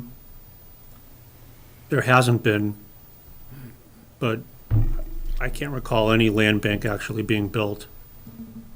I mean, there's a variety of conditions and thresholds that we can put into a decision. I'm sure the applicant has thoughts as to, you know, procedurally, operationally, what those thresholds would be for them. Maybe, you know, maybe it'd be beneficial for them to share that with you. But I think we can, I'm fairly confident that the board, working with the applicant, could approve the entire project with some either thresholds related to timeline and/or utilization or something. I don't think it's reasonable for the board to condition it where they have to come back to you. Your question or your concerns may be more relevant to the commission. And maybe I just don't know what the answer is. Maybe they have different timelines as for when their permits are, you know, how long their permits are valid. But the sensitivity appears to be wetlands. Well, wetlands, traffic, there are a lot of conditions the- that may change. The traffic is not going to change associated with the project. No, but it may change elsewhere. But that wouldn't necessarily be relevant to this project. It potentially may if they're increasing parking. No, I think, I don't want to speak for the applicant, but I think what the applicant is looking for, and I think this was partially clarified with the Concom process, is that they're looking for the town commission planning board to approve the project in its entirety as shown on the plan, because they're going to build out certain aspects of it and plan for other aspects of it. As I understood it, the commission had little or no interest to talk about a phase 1 and phase 2. They wanted to talk about the project, which I think is where they are. So they're just considering phase 2 as part of the project. Yeah. But, I mean, I would encourage you to ask what the applicant's initial thoughts are on this. So just for clarity, I guess, on the Conservation Commission, we had originally proposed the same thing that we had proposed here. And then the idea of the turtle management area came up, and we had broken it out into a phase 1 and phase 2. The commission didn't want to consider that. They wanted to consider the entirety of the project. So we segregated their interests with the turtle from the phase 1, phase 2, such that phase 2 could be built without having to redo or re-alter any other areas within the resource. So with respect to planning board scope, the only change between phase 1 and phase 2 is the building of the parking lot and the stormwater management, specific to the infiltration basin that's in the location of the parking. So we would be filling the infiltration basin and then replacing it with an underground system similar to the ones that are on either side, and then paving over the top of it.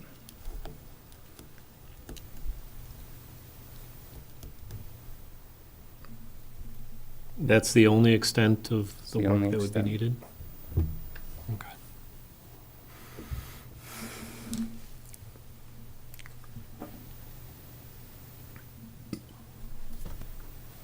You want to table that for a moment and continue around the table? Yeah.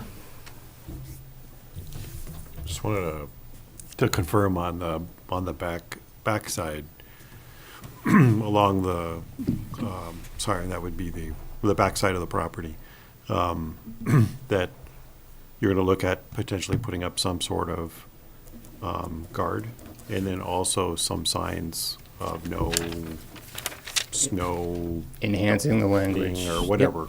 Yeah, okay. Okay, I think that. Although, if the guards wouldn't necessarily be required if we were putting snow storage within parking spaces. So if we landed on losing 10 spaces and shifting the snow storage to within pavement, I think that concern is addressed. Well, it addresses it for us, but I'm thinking in terms of what will actually happen. And I think the best thing to prevent somebody from actually putting snow there is to physically block them from being able to put it there. You know, I think to some degree, the snow storage is just to make us feel like it could go somewhere, but where it's actually going to go is seems to me the best way to direct how it goes is through signage and through physical barriers.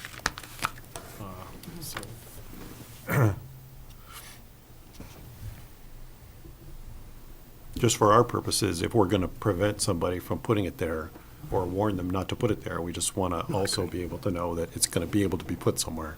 And so that's why I think that looking at the parking spaces makes sense, so we know that Yelk has a place they can put it.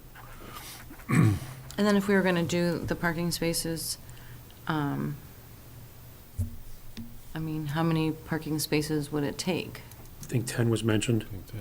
And I think we also want to condition that any additional snow is going to be trucked off-site. Any additional snow that won't fit on 10 That parking won't fit spaces? in the designated Yeah. areas.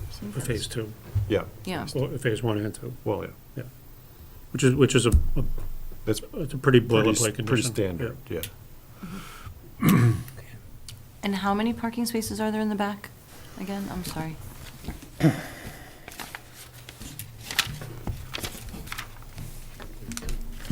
30 or something? Looks like 23 in the back row. Yep. 23 in the back row, and then mirrored towards the building. So that would be 10 of the 23.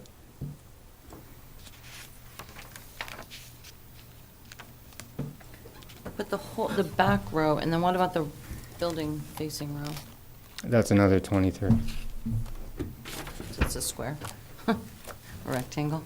So Yeah. 46, so it'd be 10 out of 46? Is it 47? So 10 out of 47? And so that would, the overall parking would be,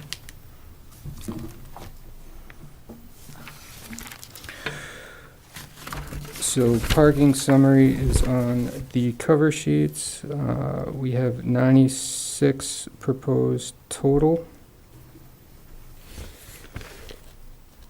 And 47 of those are in phase one.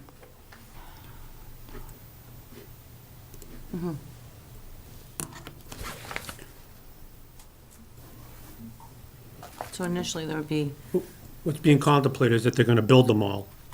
And they're not asking for a reduction in parking, and you're not considering granting a reduction in parking. I mean, they're gonna have 39 parking spaces, and if they decide they wanna go up to whatever it was it 86, 96? 96. Then 10 of those would be not available in the winter, potentially. At their choice. If they wanna truck the snow off, they can do that. Right. Right. I mean, what do people think about that? I would allow them to, grant them to put the snow on the property on the existing parking spaces. And if it gets more than 10, then we'll put in the contingent that Joel's recommended, that gets trucked out. And if they need those spaces, they can truck out the snow. Yeah. Everybody agree? Yep.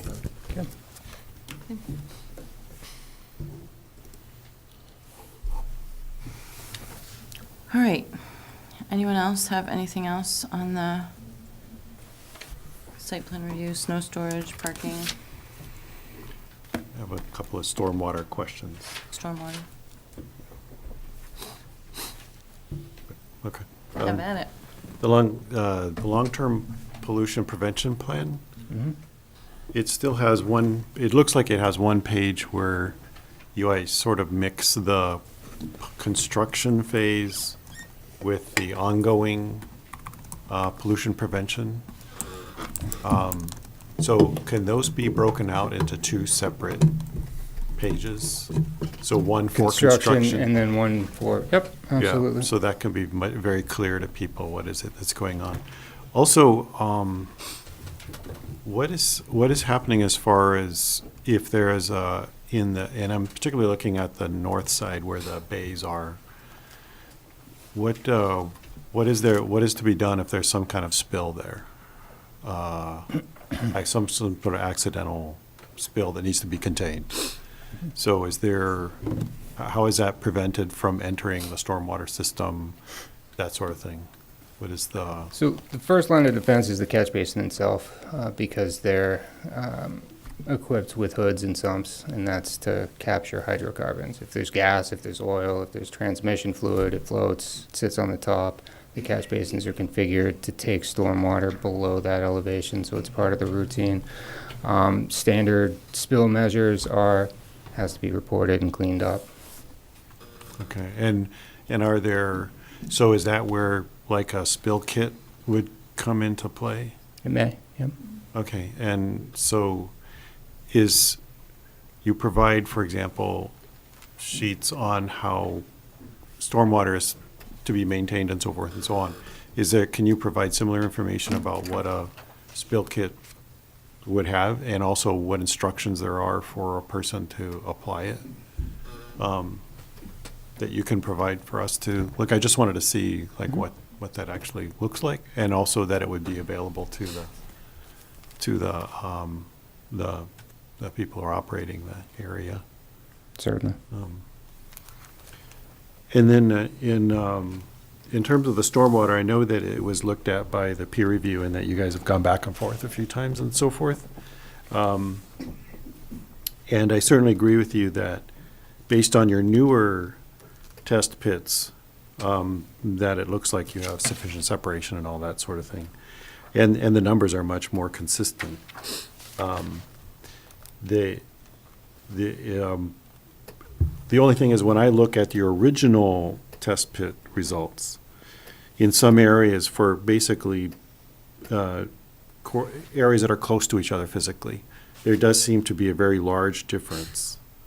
So, for example, for your PUIS, or I forget what the acronym is, number 2, it's closest to test pit number 9, and there the difference between seasonal high groundwater is something like 11 feet, even though they're probably about anywhere between 30 to 60 feet apart from each other. And so there's other examples as well.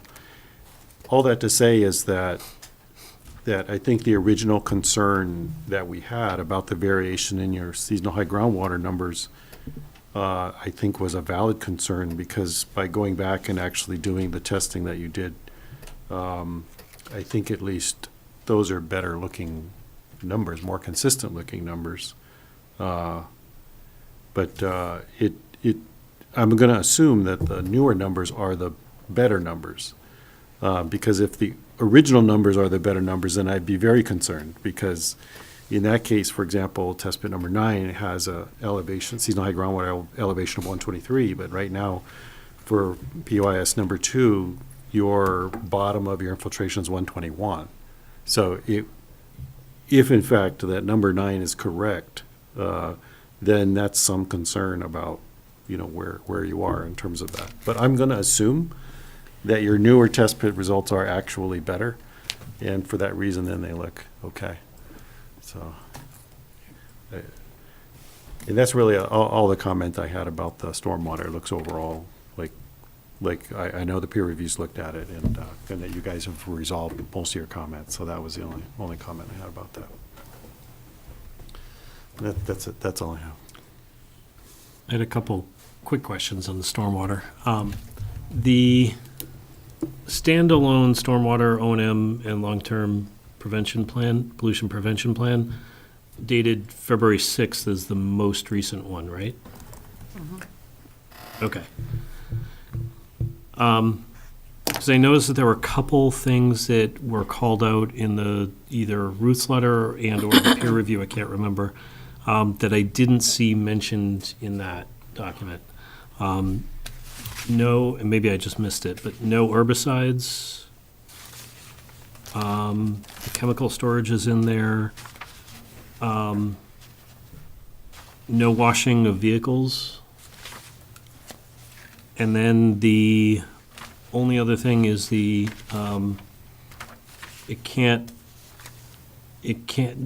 activities related to the LUPL are actually prohibited. So, so those need to be added in there as What well. was the third one? No The herbicide, no washing washing of vehicles. vehicles. And then the LUPL activities. So our kind of caveat to that was putting it on the board to roll it into the decision. If this board feels that no vehicle washing or a change of use period needs to, Actually, my suggestion was going to be to put it in there and our conditions, Okay. so it's in both places.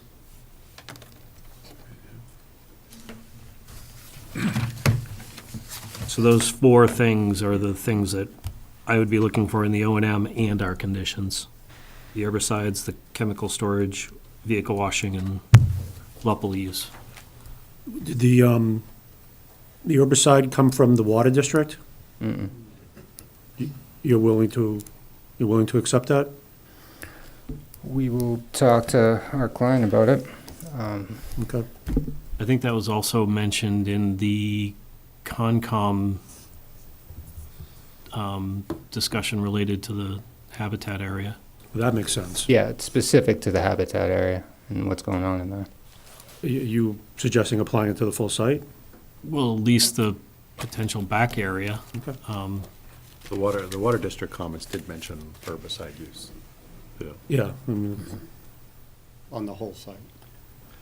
It's Yeah, because they weren't looking at the turtle area. you can put it in, the applicant can agree to it. Well, I'd like to see it in there for now, and Yeah, yeah. then we can talk about it later because it's come up a few times in a couple of the different areas. We could also run a potential condition by them to see, does this satisfy Yeah. you or whatever. Okay. Anyone else have anything else? So before we wrap up and move on from stormwater, did you want or need the stormwater peer review consultant to appear before you?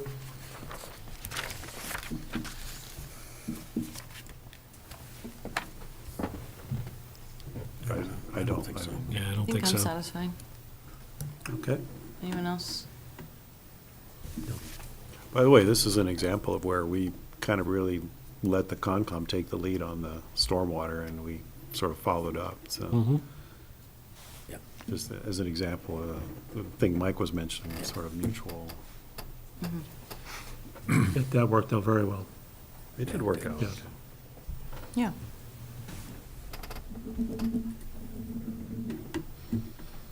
Lane management.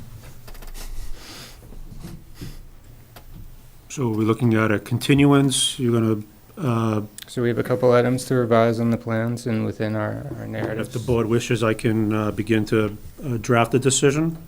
I Yeah. think that would make sense. I think we're getting to that spot. Okay.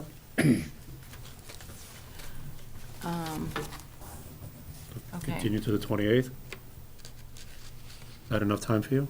Can I motion to continue 93 Brooklyn Road to February 28th? Second. So I'm assuming that we should be collecting what things we want in the conditions and sending them to you? Yeah, I mean, I've written down what I heard tonight. I'll obviously need some help wordsmithing some of it. If you have any specific wording, just email them to me. Okay. Okay, what's that? There's a motion on the table, so And there was a seconded. there was a second. Oh, Yeah.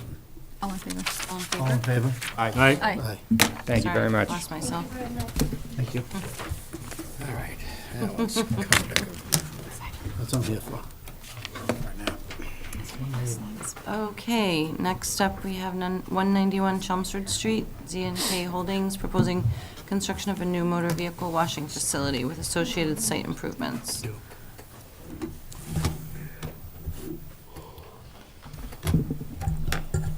Give Evan a minute to pull up the site plan. In the meantime, hello. Hello. Casey Ferrer with Howard Stein Hudson, representing the applicant, Z&K Holdings LP. I know the applicant himself was not able to make it in person. I'm not sure if he made it online. I am joined by Carrie Pike, also of Howard Stein Hudson. She is going to be presenting the traffic. And I'm also joined by Flaviana D. From the architectural, so we can further our discussions on the architecturals. The last meeting, there wasn't too much discussion civil related, so I'm going to keep my civil talk fairly short in this intro. The only thing that we've added to the site plan since the last time you've seen it is a walkway that connects the entrance that's at the entrance of the tunnel around the back, which is kind of a maintenance type entrance, a mechanical entrance. The applicant just requested that we make a sidewalk connection, so we did that. That took out a little bit of landscaping, but we were replacing kind of that area in between the building. It used to be landscaping. Now it's just going to be kind of a landscaping stone type of material. We do still have heavily landscaped frontage on that corner, so it should still screen the entire rear of the building. But there is the removal of landscaping behind the building. We worked with DPW on a number of items with sewer. In this plan set, we requested an increase of our gallons per day. This was based on conversations with the DPW. Initially, the applicant wanted to request 1,000 gallons per day. With some conversation with DPW, and revealing of, you know, overages on seasonal and other stuff and fines that could be levied against him. He wanted to go a more conservative route, and he ended up requesting 3,500 gallons per day. And then the DPW basically said that they would work with us and that they didn't want to just over allocate just, you know, for the fear of fines, but they would prefer to allocate what we actually believe we may need, and then instead of fining us if we go over, work to allow us to purchase more in that event. So what you see on the plans is 3,500 gallons per day. We settled on, I believe, 2,700. Stormwater hasn't changed too much. The addition of the walkway added some impervious, but beyond that, the system itself did not change.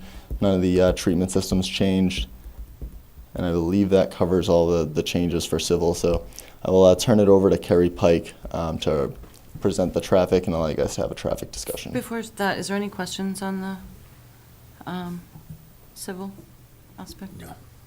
Okay. Sorry. Excellent. All right, I'll turn it over to Kerry, and Evan's already got the slides up. Perfect. Hi, everyone. My name's Carrie Pike. I am the traffic engineer for the project. I work with Casey. And we do have just a quick, short presentation for you. It looks like Evan's got those slides up. So we did do a small traffic study as requested. And so as what was outlined in that memo, basically we documented the existing conditions, including collecting traffic count data on Chelmsford Street and at the driveways of the property across the street, the learning experience. And then we also looked at trip generation for the wash facility. And so,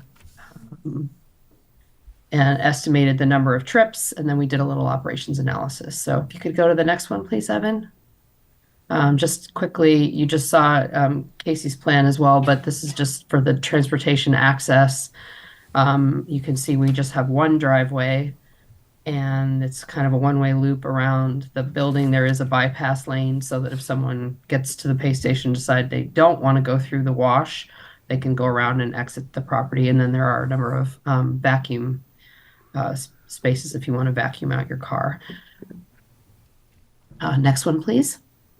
Oh, and before you go from that, sorry, I should also mention the learning experience driveways, that they also have a one-way loop. So you can see the north is not quite exactly up on this picture, but the top driveway is the entrance, and then it loops around, and then the bottom one is the exit for the learning experience. Mm-hmm.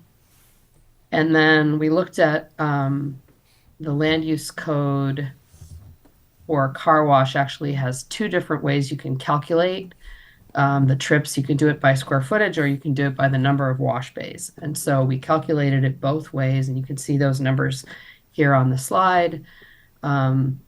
The ITE data does not have a peak for the car wash in the afternoon, so we used the commuter peak. So you can see there the worst cases with the one wash tunnel. Sorry, I've got a little cough going. With 78 trips in the PM peak hour. Now, some of those would be passed by. If we did it by square footage, it does have a PM for the car wash. And then in the Saturday, you can see about 100 trips in the peak hour potentially for the car wash. If we looked at the square footage, if we just look at one wash tunnel, it's actually estimated 41 trips. And then if you can go to the last slide. So basically taking the worst case scenario of those numbers and adding them to the traffic data that we collected in January for both Saturday and the weekday. You can see we're getting pretty good levels of service both at the daycare entrance and exit, as well as at the new driveway. There's obviously no build condition for the car wash driveway because that driveway doesn't exist where it is. It won't exist until we build. And so, but you can see we have levels of service C and A in all conditions. And that's all I have. I'll take any questions about traffic if anyone has any.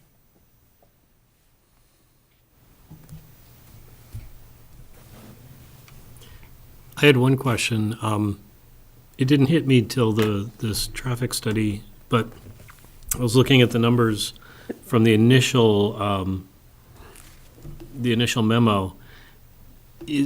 There are no new trips generated in the morning from a car wash? So the ITE data doesn't actually have data for the morning. They're not. So that's why we didn't Okay. provide any. There isn't any information we can, for us to calculate what those trips might be. Casey, I don't know if you know what the hours of operation are, but depending on what those are, I know some car washes may not open until later. Some are open 24/7. So depending, but we didn't have any data to be able to calculate the morning trips. Just So to add, I believe 100 it's 8 a.m., just so you know. 109 on the Saturday car wash peak hour, 109 an hour, so that's like 2 a minute, cars coming in and out of the car wash? Well, that's if we base on the square footage. But on the basis of the one wash tunnel, it's actually 41 trips. Right. You could, I would speculate that it would be somewhere in between the two, because you could potentially have some folks who come and they use the vacuum, the vacuum stations. Yeah. And then they're, getting in line to get into the car wash tunnel. Mm-hmm. Yeah. There may have been a public comment on traffic, if you want to take that. Yeah, I mean, I don't know if we're there yet, but maybe we'll see if anyone else has any other questions first, or thoughts on the traffic. Paul, you're good? John?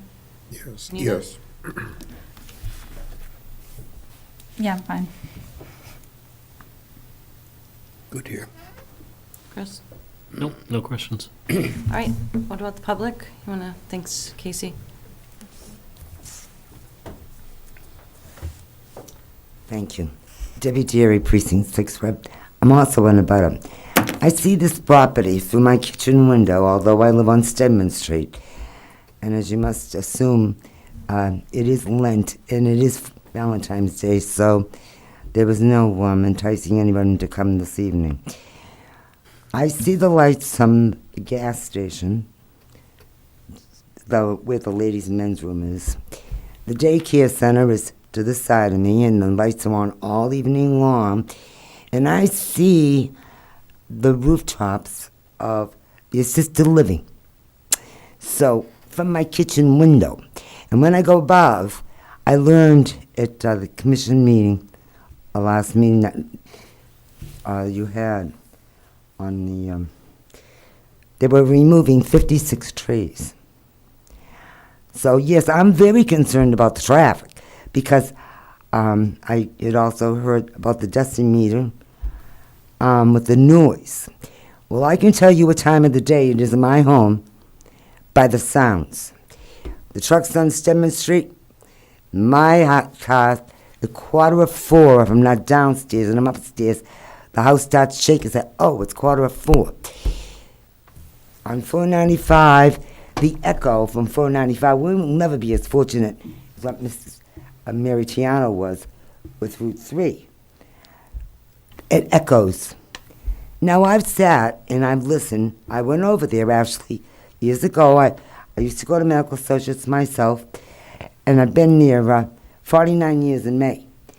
So when they built onto Howard Johnson's, my children, I was young. I mean, I really was young. I was in my early 20s, and my kids were little, and I was working, and I said, there's nothing we can do about this anyways, when they added on to the Best Western. And, we just, what can we do? So we just kind of ignored it. I lived through the Wayne with all the traffic. I lived through, currently, backing up my car for when people have to take a left-hand turn from Golden Cove. It's unbelievable. Now, the thing that's troubling me, and I was Walgreens last week, picking up meds. There was a car in front of me, and there was a car behind me. I thought the car in front of me was going to leave. And so I left my car, and I'm saying, well, wait a minute. What a waste of gas. Turn the car off. And I'm still sitting. I sat there for 20 minutes, and the car in front of me and the car behind me both were running. And I'm saying, you know, this comes to mind, pollution that we're already breathing from the trucks. And as you brought up this evening, there'll be 2 warehouses that'll be using Golden Cove that are going to be right 6 houses from my corner that I'm going to be breathing. And that's not the only law in Chelmsford. Who's going to enforce it? I do not believe that these cars that are going to be waiting at the car wash are going to turn their car off and going to turn their car on. I don't believe it. And then I thought about it. I Googled about the pollution, and I'm saying, wait a minute, they're taking down 56 trees to do this. And that was part of the reason why I went over there. I really wanted to check it out and see where the water would go, because there is a brook over there, and there was standing water there last week, by the way. And I'm looking around and I'm saying, all right, they're going to take down 56 trees, and they're going to idle their cars, and they're going to have all these vacuum cleaners, and we have the 2 most vulnerable parts of our society. The children that are outside in playgrounds. Not only will they be listening to cars, there is a large fence around there, but we have the elderly, the seniors of our society breathing in all these chemicals. And there's no denying that these vehicles will also be the chemicals from their car waiting to clean it. It's going to be on the pavement. And all the problems we've had this year with this town, with the water. I mean, I even saw somebody on Jesse Road in a canoe crossing the other side of this street. That's how much water we've had. So I'm very well aware. So this dirt that's coming off their cars, that's going on the pavement, that they have to backfill, it's going to be going down the hill, which is kind of steep, because they'll be going into the Best Western Hotel. And then there's a brook down there, and that's where our water is. It wasn't that long ago that I received, I cannot find that letter to save my life, a letter from the Chelmsford Water District. And the thing that really irritates me, I can't find it, and I must have hit it real well, is it says, do not boil your vegetables in the water. Do not drink the water. And I'm saying, wait a minute. I just paid my water bill. Actually, I made out the check for my sewer bill, and I'm reading about the stormwater. I'm saying, wait a minute. I'm getting from the Chelmsford Water Department, do not drink the water. You can rinse off your vegetables, but don't boil them. No, I got a problem with this. I've been here for all these years, and there's bound to be chemicals. I know they're capturing 80%, and 20% supposed to go in the sewer. Well, sooner or later, I mean, let's face it, that dirt's being recirculated. That pavement, I've never gone to a drive-in where I haven't had water left on my car, unless you went out and had a drive. The other point is air pollution. The noise. I don't know, they never finished the traffic study at Golden Cove and that area that they had done. It started for... You know what, Debbie, I'm going to ask you to wrap up. It's been I'm sorry. well over 3 minutes. I'm sorry, I wasn't counting. I was here last time, but I never got to speak. I'm sorry. They never said what the traffic count was because they were through the project. on Riverneck, up on, oh, jeez, Riverneck, Golden Cove. thank you. And they never came out with the figures. I know the engineers were there, and they were going to reconstruct it, but they never talked about the figures. But one of the last point, whether you know it or not, there is a car wash that's about 2 years old, maybe 3, that's right over the low line, and there's one on Chelmsford Street. Thank you. We have 2. Why we need a third, I don't know, because I think there's a lot of reasons why not to have it. So I thank you for listening to me. Thank you.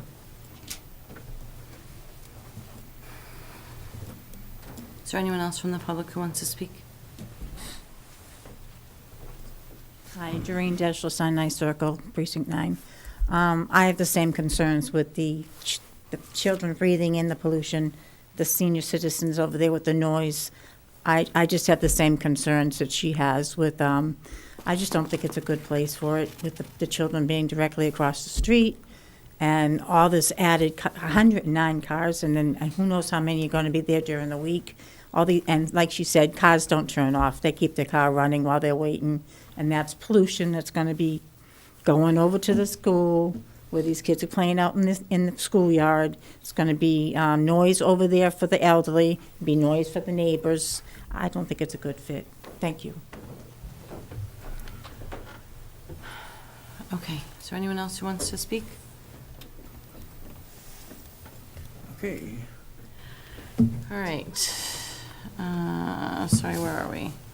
Covered traffic, Well, I would like to see a peer review on this. and ask. I think this study had some discussion on the numbers and the volume increase, but it really didn't address the safety aspects of things. The configuration of the entrances, I would like the peer review to focus more on the safety aspects and the configuration of the entrances and exits of the car wash and the daycare. I think also the traffic study mentions crash data in current conditions. I'm struggling with how that relates to the future conditions, because the current conditions is related to a single-family home and the driveway of a single-family home. The future conditions is going to be a very different traffic pattern. So I'd like the peer review to take a look at that.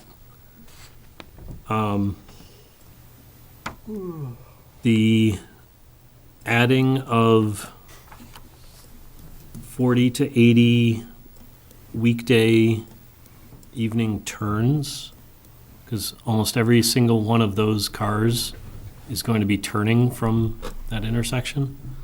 Actually, every single one. So, so I'd like some focus on the peer review to also look at the turning configurations of that intersection. And I know the ITE data didn't have it, but the fact that there's no data out there on AM trips, if there's any potential way we could get some data somewhere, or other car washes, something like that. And then it would also be good for the peer reviewer, and also if we could get the slides that were presented tonight too. Does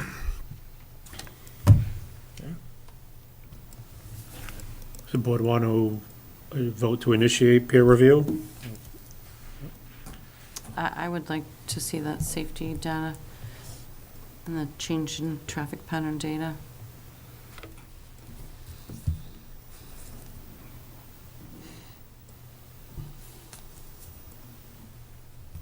Anyone else? I'd support a peer review. Yeah. Okay.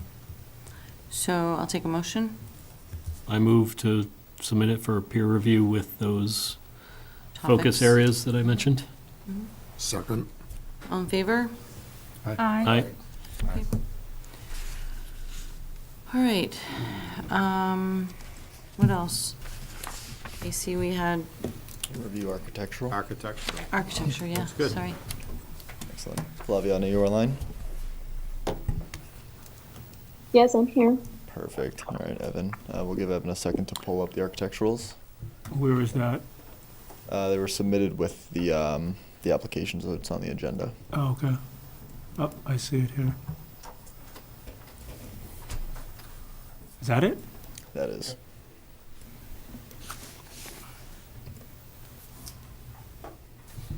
All right. I guess I'm up. The last time, on the last meeting, when we were talking about the architectural design for this car wash, the board had presented a concern in regards to the impact of the building lines and its design within the neighborhood, which we're proposing. With that, we revised the design and removed the big flat roof that we had facing the main entrance on the street. And we also removed some of the green, the very light green color that was calling a lot of attention to the building. And as you can see, our new proposed design incorporates the colonial big sloped roof across the tunnel with a gable on the middle that highlights the car wash windows.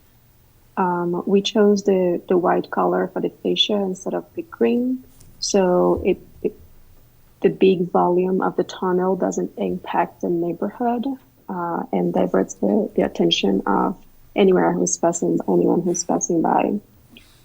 We've also switched the stucco that we were using in the previous concept with the siding now around the building, and as well as the brick.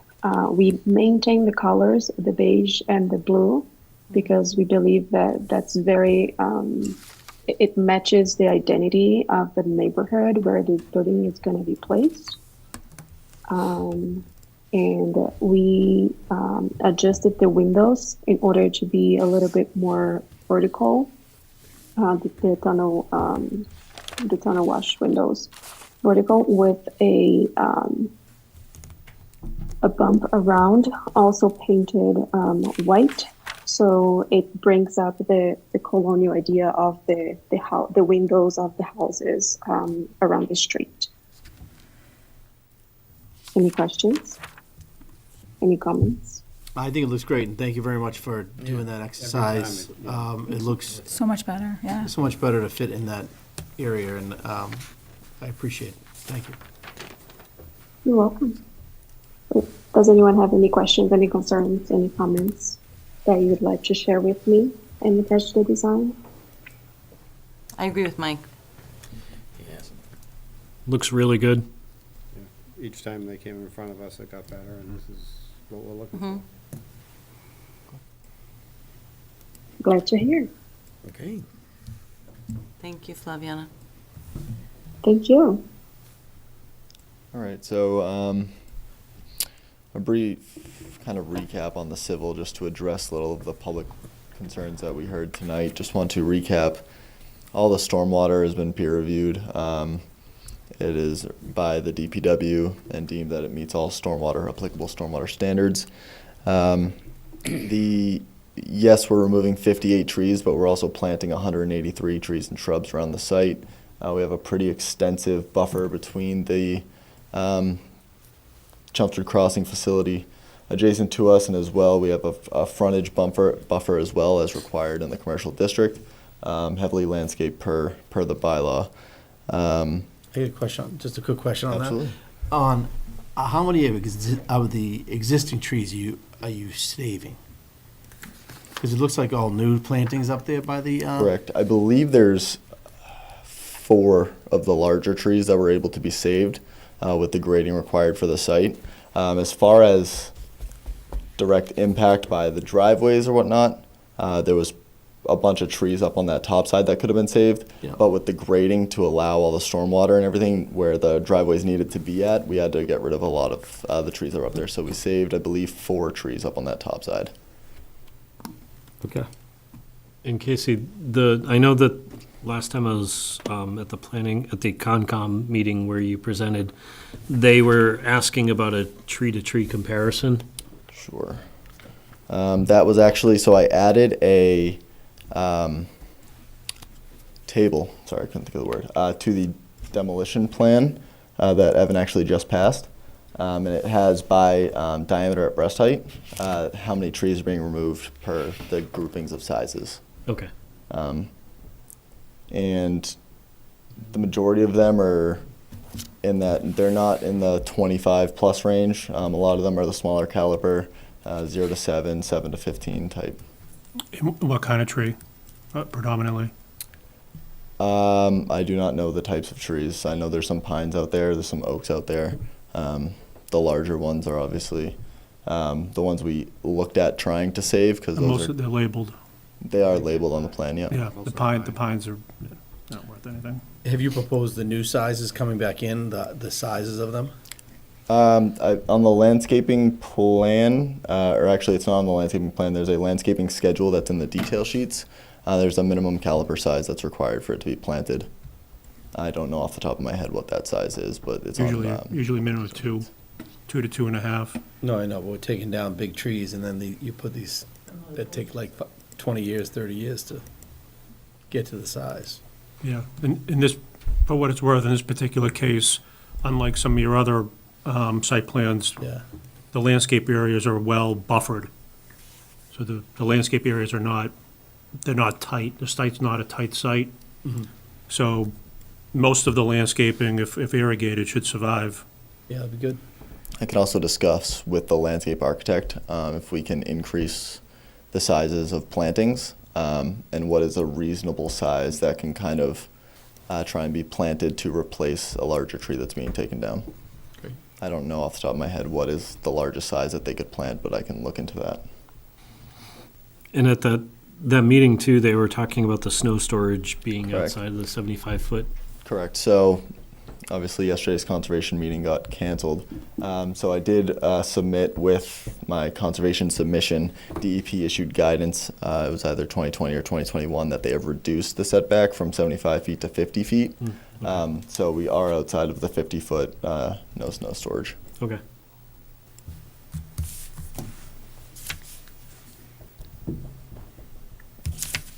And where is the snow storage again?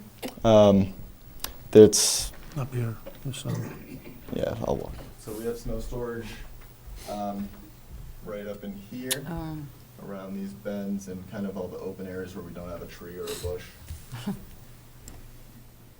Casey, how much space would there be in that area where the trees are to move the snow storage back a little bit? Is there enough room back there? This area here. Yeah. Realistically, if it's pushed over with a plow, it's not gonna be able to get back there. We try to keep it as close to the curb line as possible, because then you're gonna have, if any other scenario, you'd have a skid steer that's gonna be driving up. No, I over mean, sliding that snow storage back towards the wooded area. Is that possible? Is there enough Not room sure back what there? you mean. Sliding the whole. Like To the snow landscape storage in area. here. Oh, putting snow storage up in here? Yeah. Yeah, I mean, it's an open area, but I wanted to put it in an area where it could be massed. You know, in a typical, when they drive, they're just gonna plow it off to the side. So yeah, it'll probably end up there, but a mass area that they could store snow. We try to pick up those more open areas. Okay. Right. Don't want to kill the trees. Okay.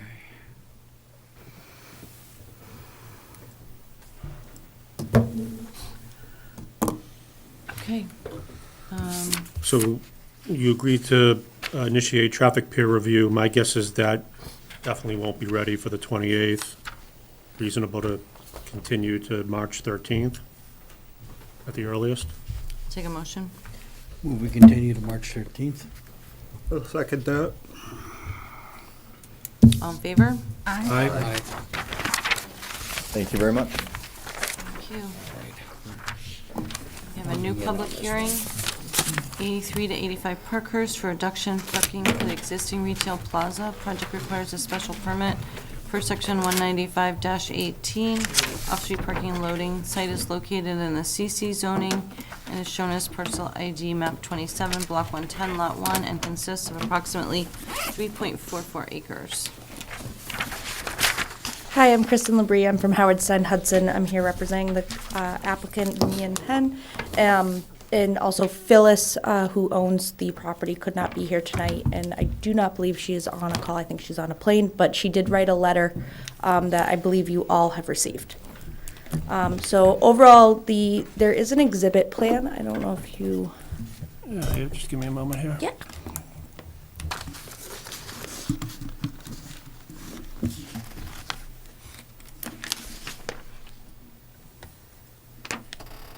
So this is the overall site. It does include the single building that has 17 units, and it does include the Popeyes, the pink building on the top of the page. All of those are grouped together with this parking analysis. So right now, there's 171 parking spaces on the site. We do not propose to change that. That parking will remain the same. This application is because one of the tenants in the lower building is being proposed to change to a restaurant with 40 seats. Right now, the reduction is about 21% reduction, and we're requesting a 26% reduction. So the required parking based on changing that one tenant would be 177 spaces, and we're proposing to leave the existing as 171. And I'm sorry, where is the Korean restaurant going to be? So it's the second from the top underneath the sushi restaurant on the right. Yep, that one. Right now, it was a dancewear retail space. Oh, okay. And what were the numbers again? Can you just go over those numbers? So if you were to take the required parking for everything, including the Korean barbecue, it'd be 230 spaces. We're allowed up to a 25% reduction, Right. which you can see on this bottom table on the left. Mm-hmm. The 25% reduction would bring you down to 177 spaces. The provided spaces on site is 171, which is a 26% reduction. So we're just looking for that 1% higher than what is allowed. What's currently there? 171. We're not proposing to change anything on site except the user of the Gotcha. space.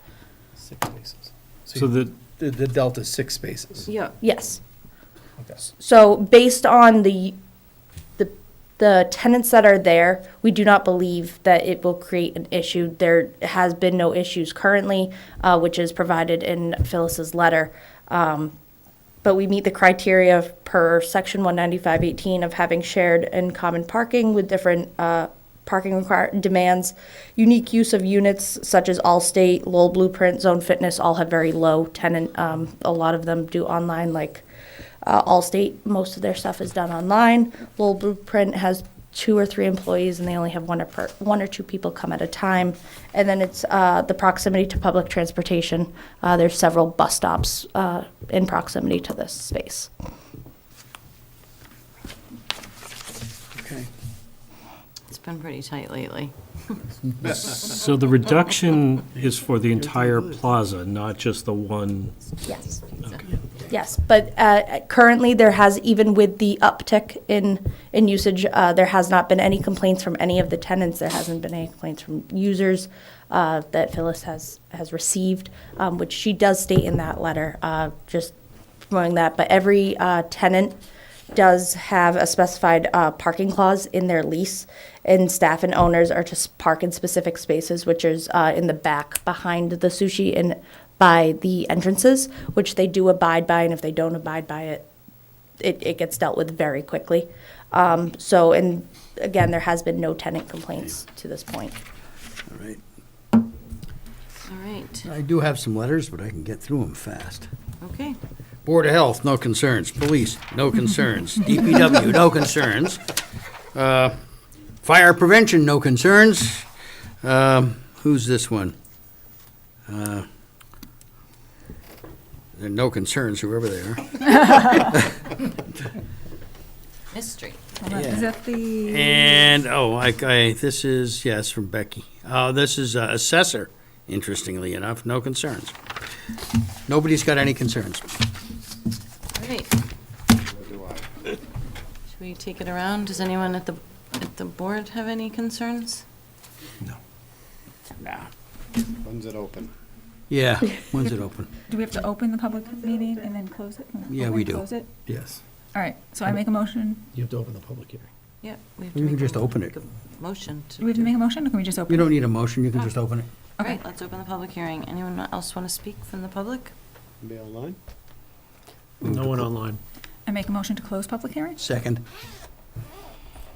All in favor? Aye. Okay. And then we need a motion to Approve. approve? I make a motion to approve Yeah. 8385 Parkhurst Road, as presented.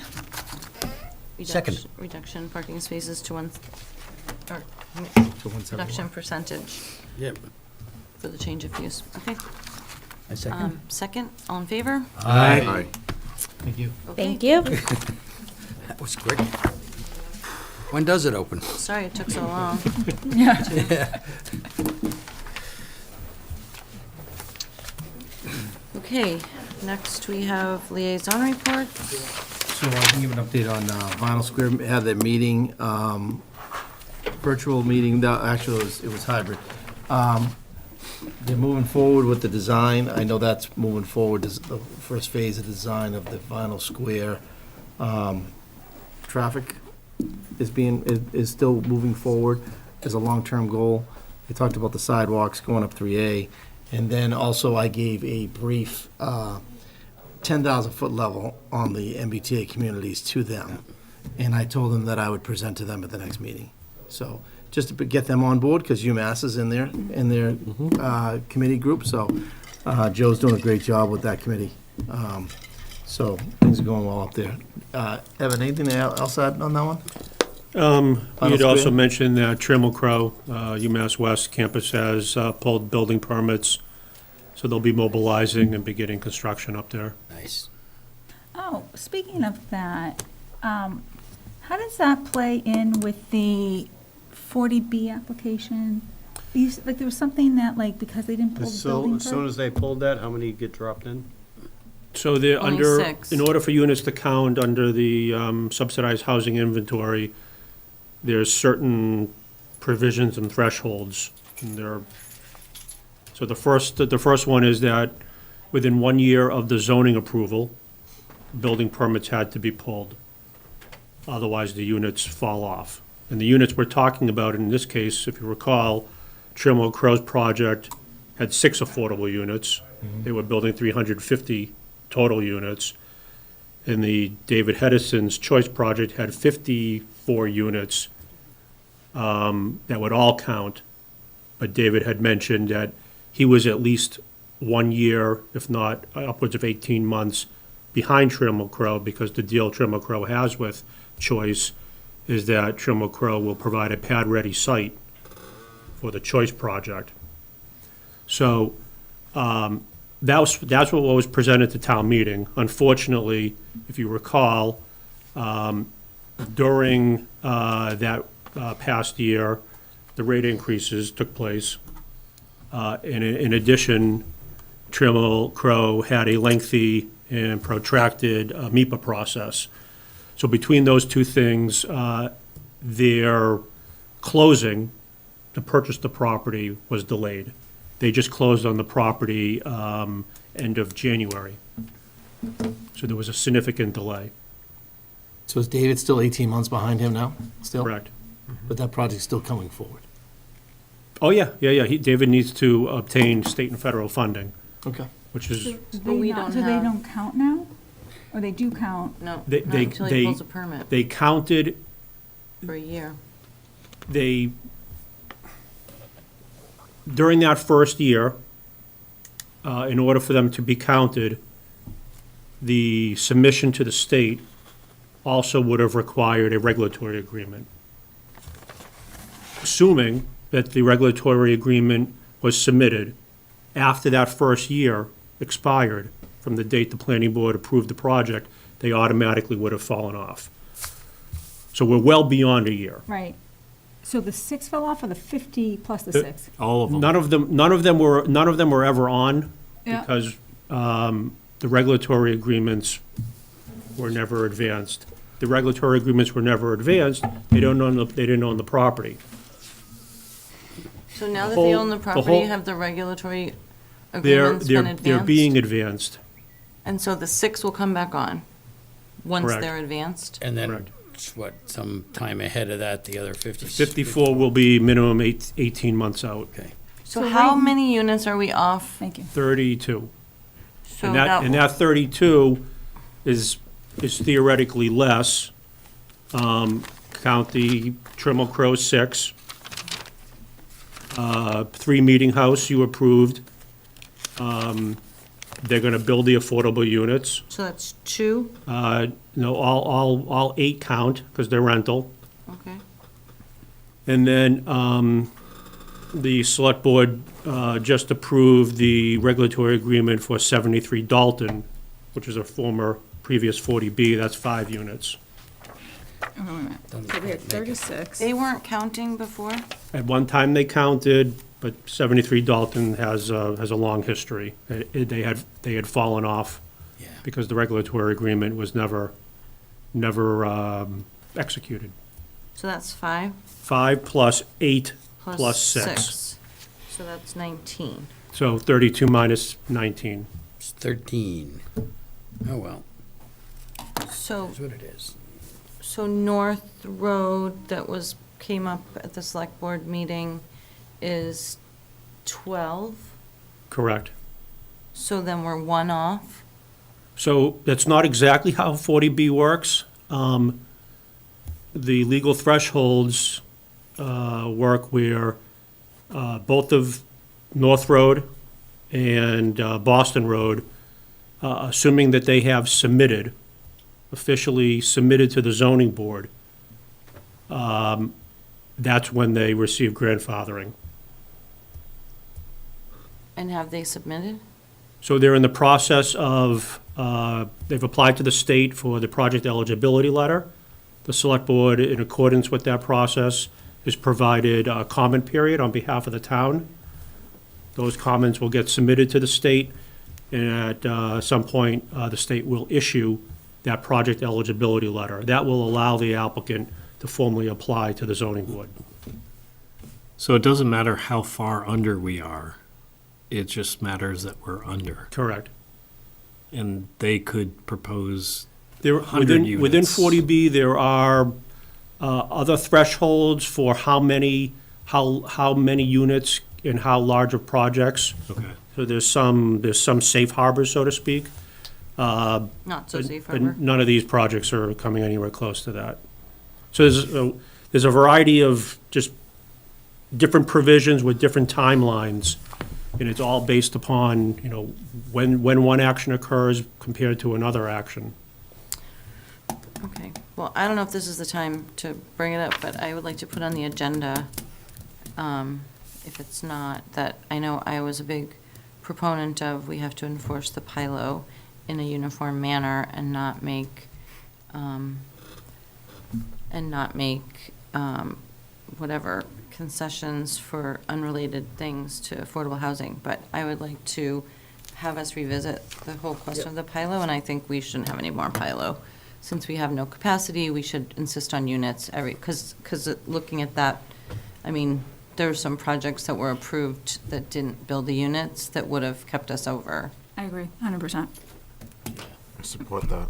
I'm done with, Should we draft a policy and adopt it?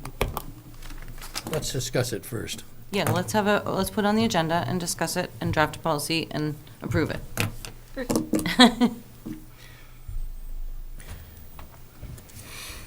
Any other liaison? Couple of liaison updates. So this kind of, what we just discussed dovetails with what I attended a Housing Advisory Board Committee meeting on January 23rd. They discussed a couple of smaller scale 40Bs, one on 47 Boston Road, 39 North Road. A representative from NIMCOG was there along. Evan attended that meeting. They discussed that an update would be undertaken for the housing production plan. And then more recently, on February 1st, I attended the Board of Appeals meeting. At the end of the meeting, a member proposed creating a committee to study the whole, a whole bylaw on limited accessory apartments. That person's feeling was that they need to get people from a whole bunch, whether it be planning board, select board, citizens. So this, I just wanted to bring it up to and it passed, I believe, like four yes, one abstention. So at some point in the future, someone may be coming to speak to the planning board on it, and I'm sure we'll hear more in the months and weeks ahead on it. So that's going to be like an ad hoc committee to, I believe so, if it goes forward. I believe they have to go to the select board and get, authorization to do that. I just think it's something. You have to approve that committee? Just the select board? Don't I think it's believe- just the select board. Select board, okay. Yeah. So just to add some detail to that, the proponent on the zoning board was specifically asking for authorization for the zoning board to approach the select board and ask the select board to appoint this study committee.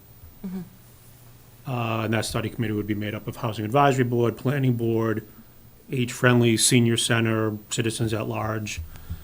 It's not just to study the existing limited accessory apartment bylaw, but to study ADUs in its totality. and. So and that study presumably committee, obviously, I'm sorry? And presumably considering the laws that are probably coming our way, Yeah, there's proposed state legislation to allow ADUs by right yeah. in any residential zoning district. I don't know what the future of that holds. My expectation is that there'll be significant suburban opposition. Sure.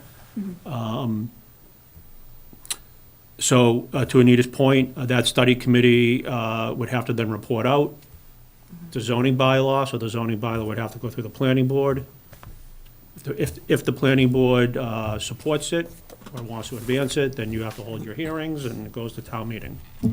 So question, the existing limited units that we have that we're not currently counting as anything, am I correct? The current limited accessory apartment bylaw has nothing to do with affordability. No, I know, I'm just saying there's people in town that have limited accessory units in their house.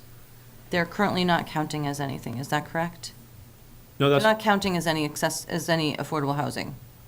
yeah, it was never written to. Okay, but, so do we know that they're not counting? Do we know how many there are?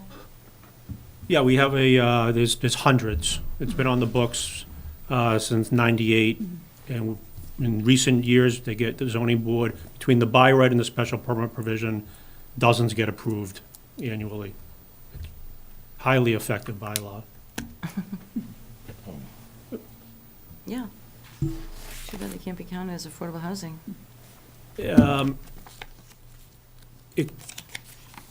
Under the current strategy, it could not be. Under what the particular proponent at the zoning board is envisioning, maybe it could. But in order for it to be counted as an affordable unit under the 10%, the property owner doesn't pick who the tenant is. It's an open lottery, it's a fair housing procedure, and it has to be income qualified and monitored. It has to be subsidized. Right, the rent has to be less than market. So that's a Interesting.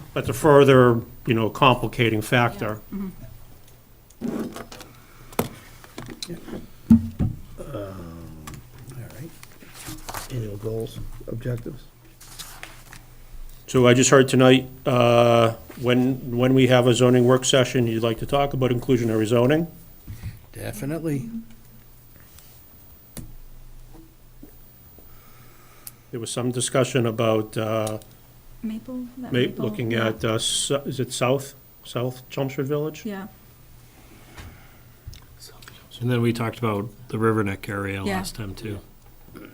So this was something where they were just for the, Well, and 24 Maple. Maxwell's, and yeah, that's what we were talking about.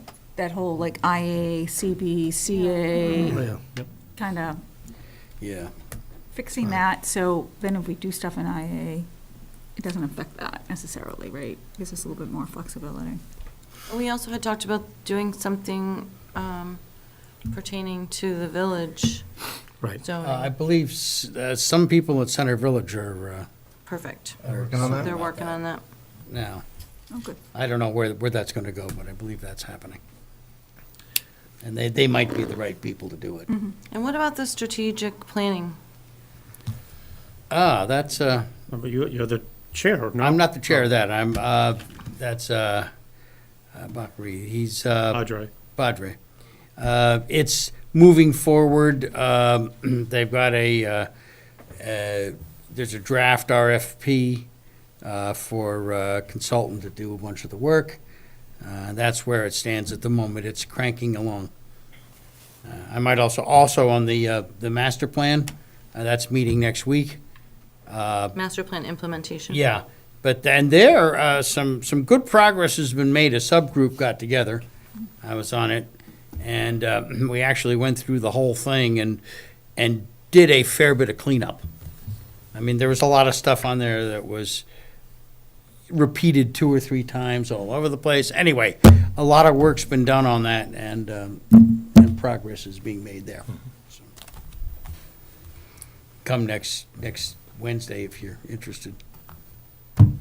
Okay. I just have a quick update on the conservation meetings. That last one was canceled this week, but they are getting close to probably voting on brick kiln soon. Oh, excuse me. So they'll be closed soon on the Concom side. What about Hildreth? That's been continued. The last couple meetings have been there. Okay. I got a new business item if, Okay. I just gotta ask Evan, can you give us an update on the steakhouse at Oddfellows? Yeah, so a couple weeks ago, they made contact. They have switched architects. I don't know the specific reason why. And it sounds like the new architect is more familiar with restaurants and restaurants with bars. And it sounds like based upon that architect's initial look at it, he believes that the design can increase from 100 seats to 130 seats. So the property owner asked how they should go about that, and I informed them that that requires a modification to the special permit that the planning board issued for reduced parking. So, The only reason I ask is because I didn't know that, but there's nothing happening there. And we approved that, all the housing above, contingent on that restaurant opening up. And that was back in '21? That it was approved? Yep. So at what point do we kind of say, you need to now continue and get this done, or they can't live in the spaces above? Because there's got to be some kind of a. Yeah, there's Any no, affordable units in there? there's no provisions within your decision. There could be. Because they got the apartments above. Yeah. Because the restaurant was going in below. Yeah, I mean, I don't have any indication that they're not committed to seeing the project through. It's just that that's almost 3 years ago. Yeah. And if they're still not ready to, if they're still in design, you're still another year away. Yep. What makes it 5 years? I mean, it's just like, are they actually gonna do it? Can we send a legal letter? I mean, I don't know, is there anything in Yeah, our it's It's board? like, building if you look department? at it, they have handicap spots leading to nothing, leading to a driveway. Like, you're gonna have to push your wheelchair backwards Yeah, right.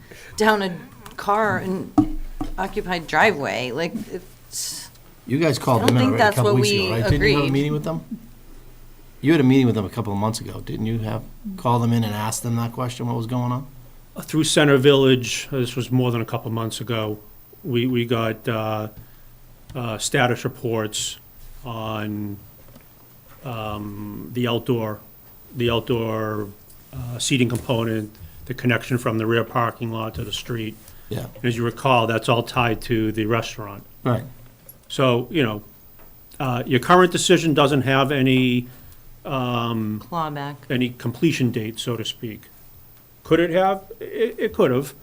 And that would have given you the leverage to, call them back in for a formal status report. But if they come back before us for a revision, Yeah, they won't be able to get anything approved until that. Yeah, right. We can then open it back up again. Yeah. But my issue is, they got what they wanted, but the town didn't get what we wanted. And they said it was gonna be for their staff. You know what I mean? To have affordable housing. Yes, And yes. that They was- rented Yes. them for $2,400. Yeah, it was not even in the plan. And I have another unrelated question about the, apparently the right-of-way for the bridge behind, Oh, The did they get new a number brewery? on that?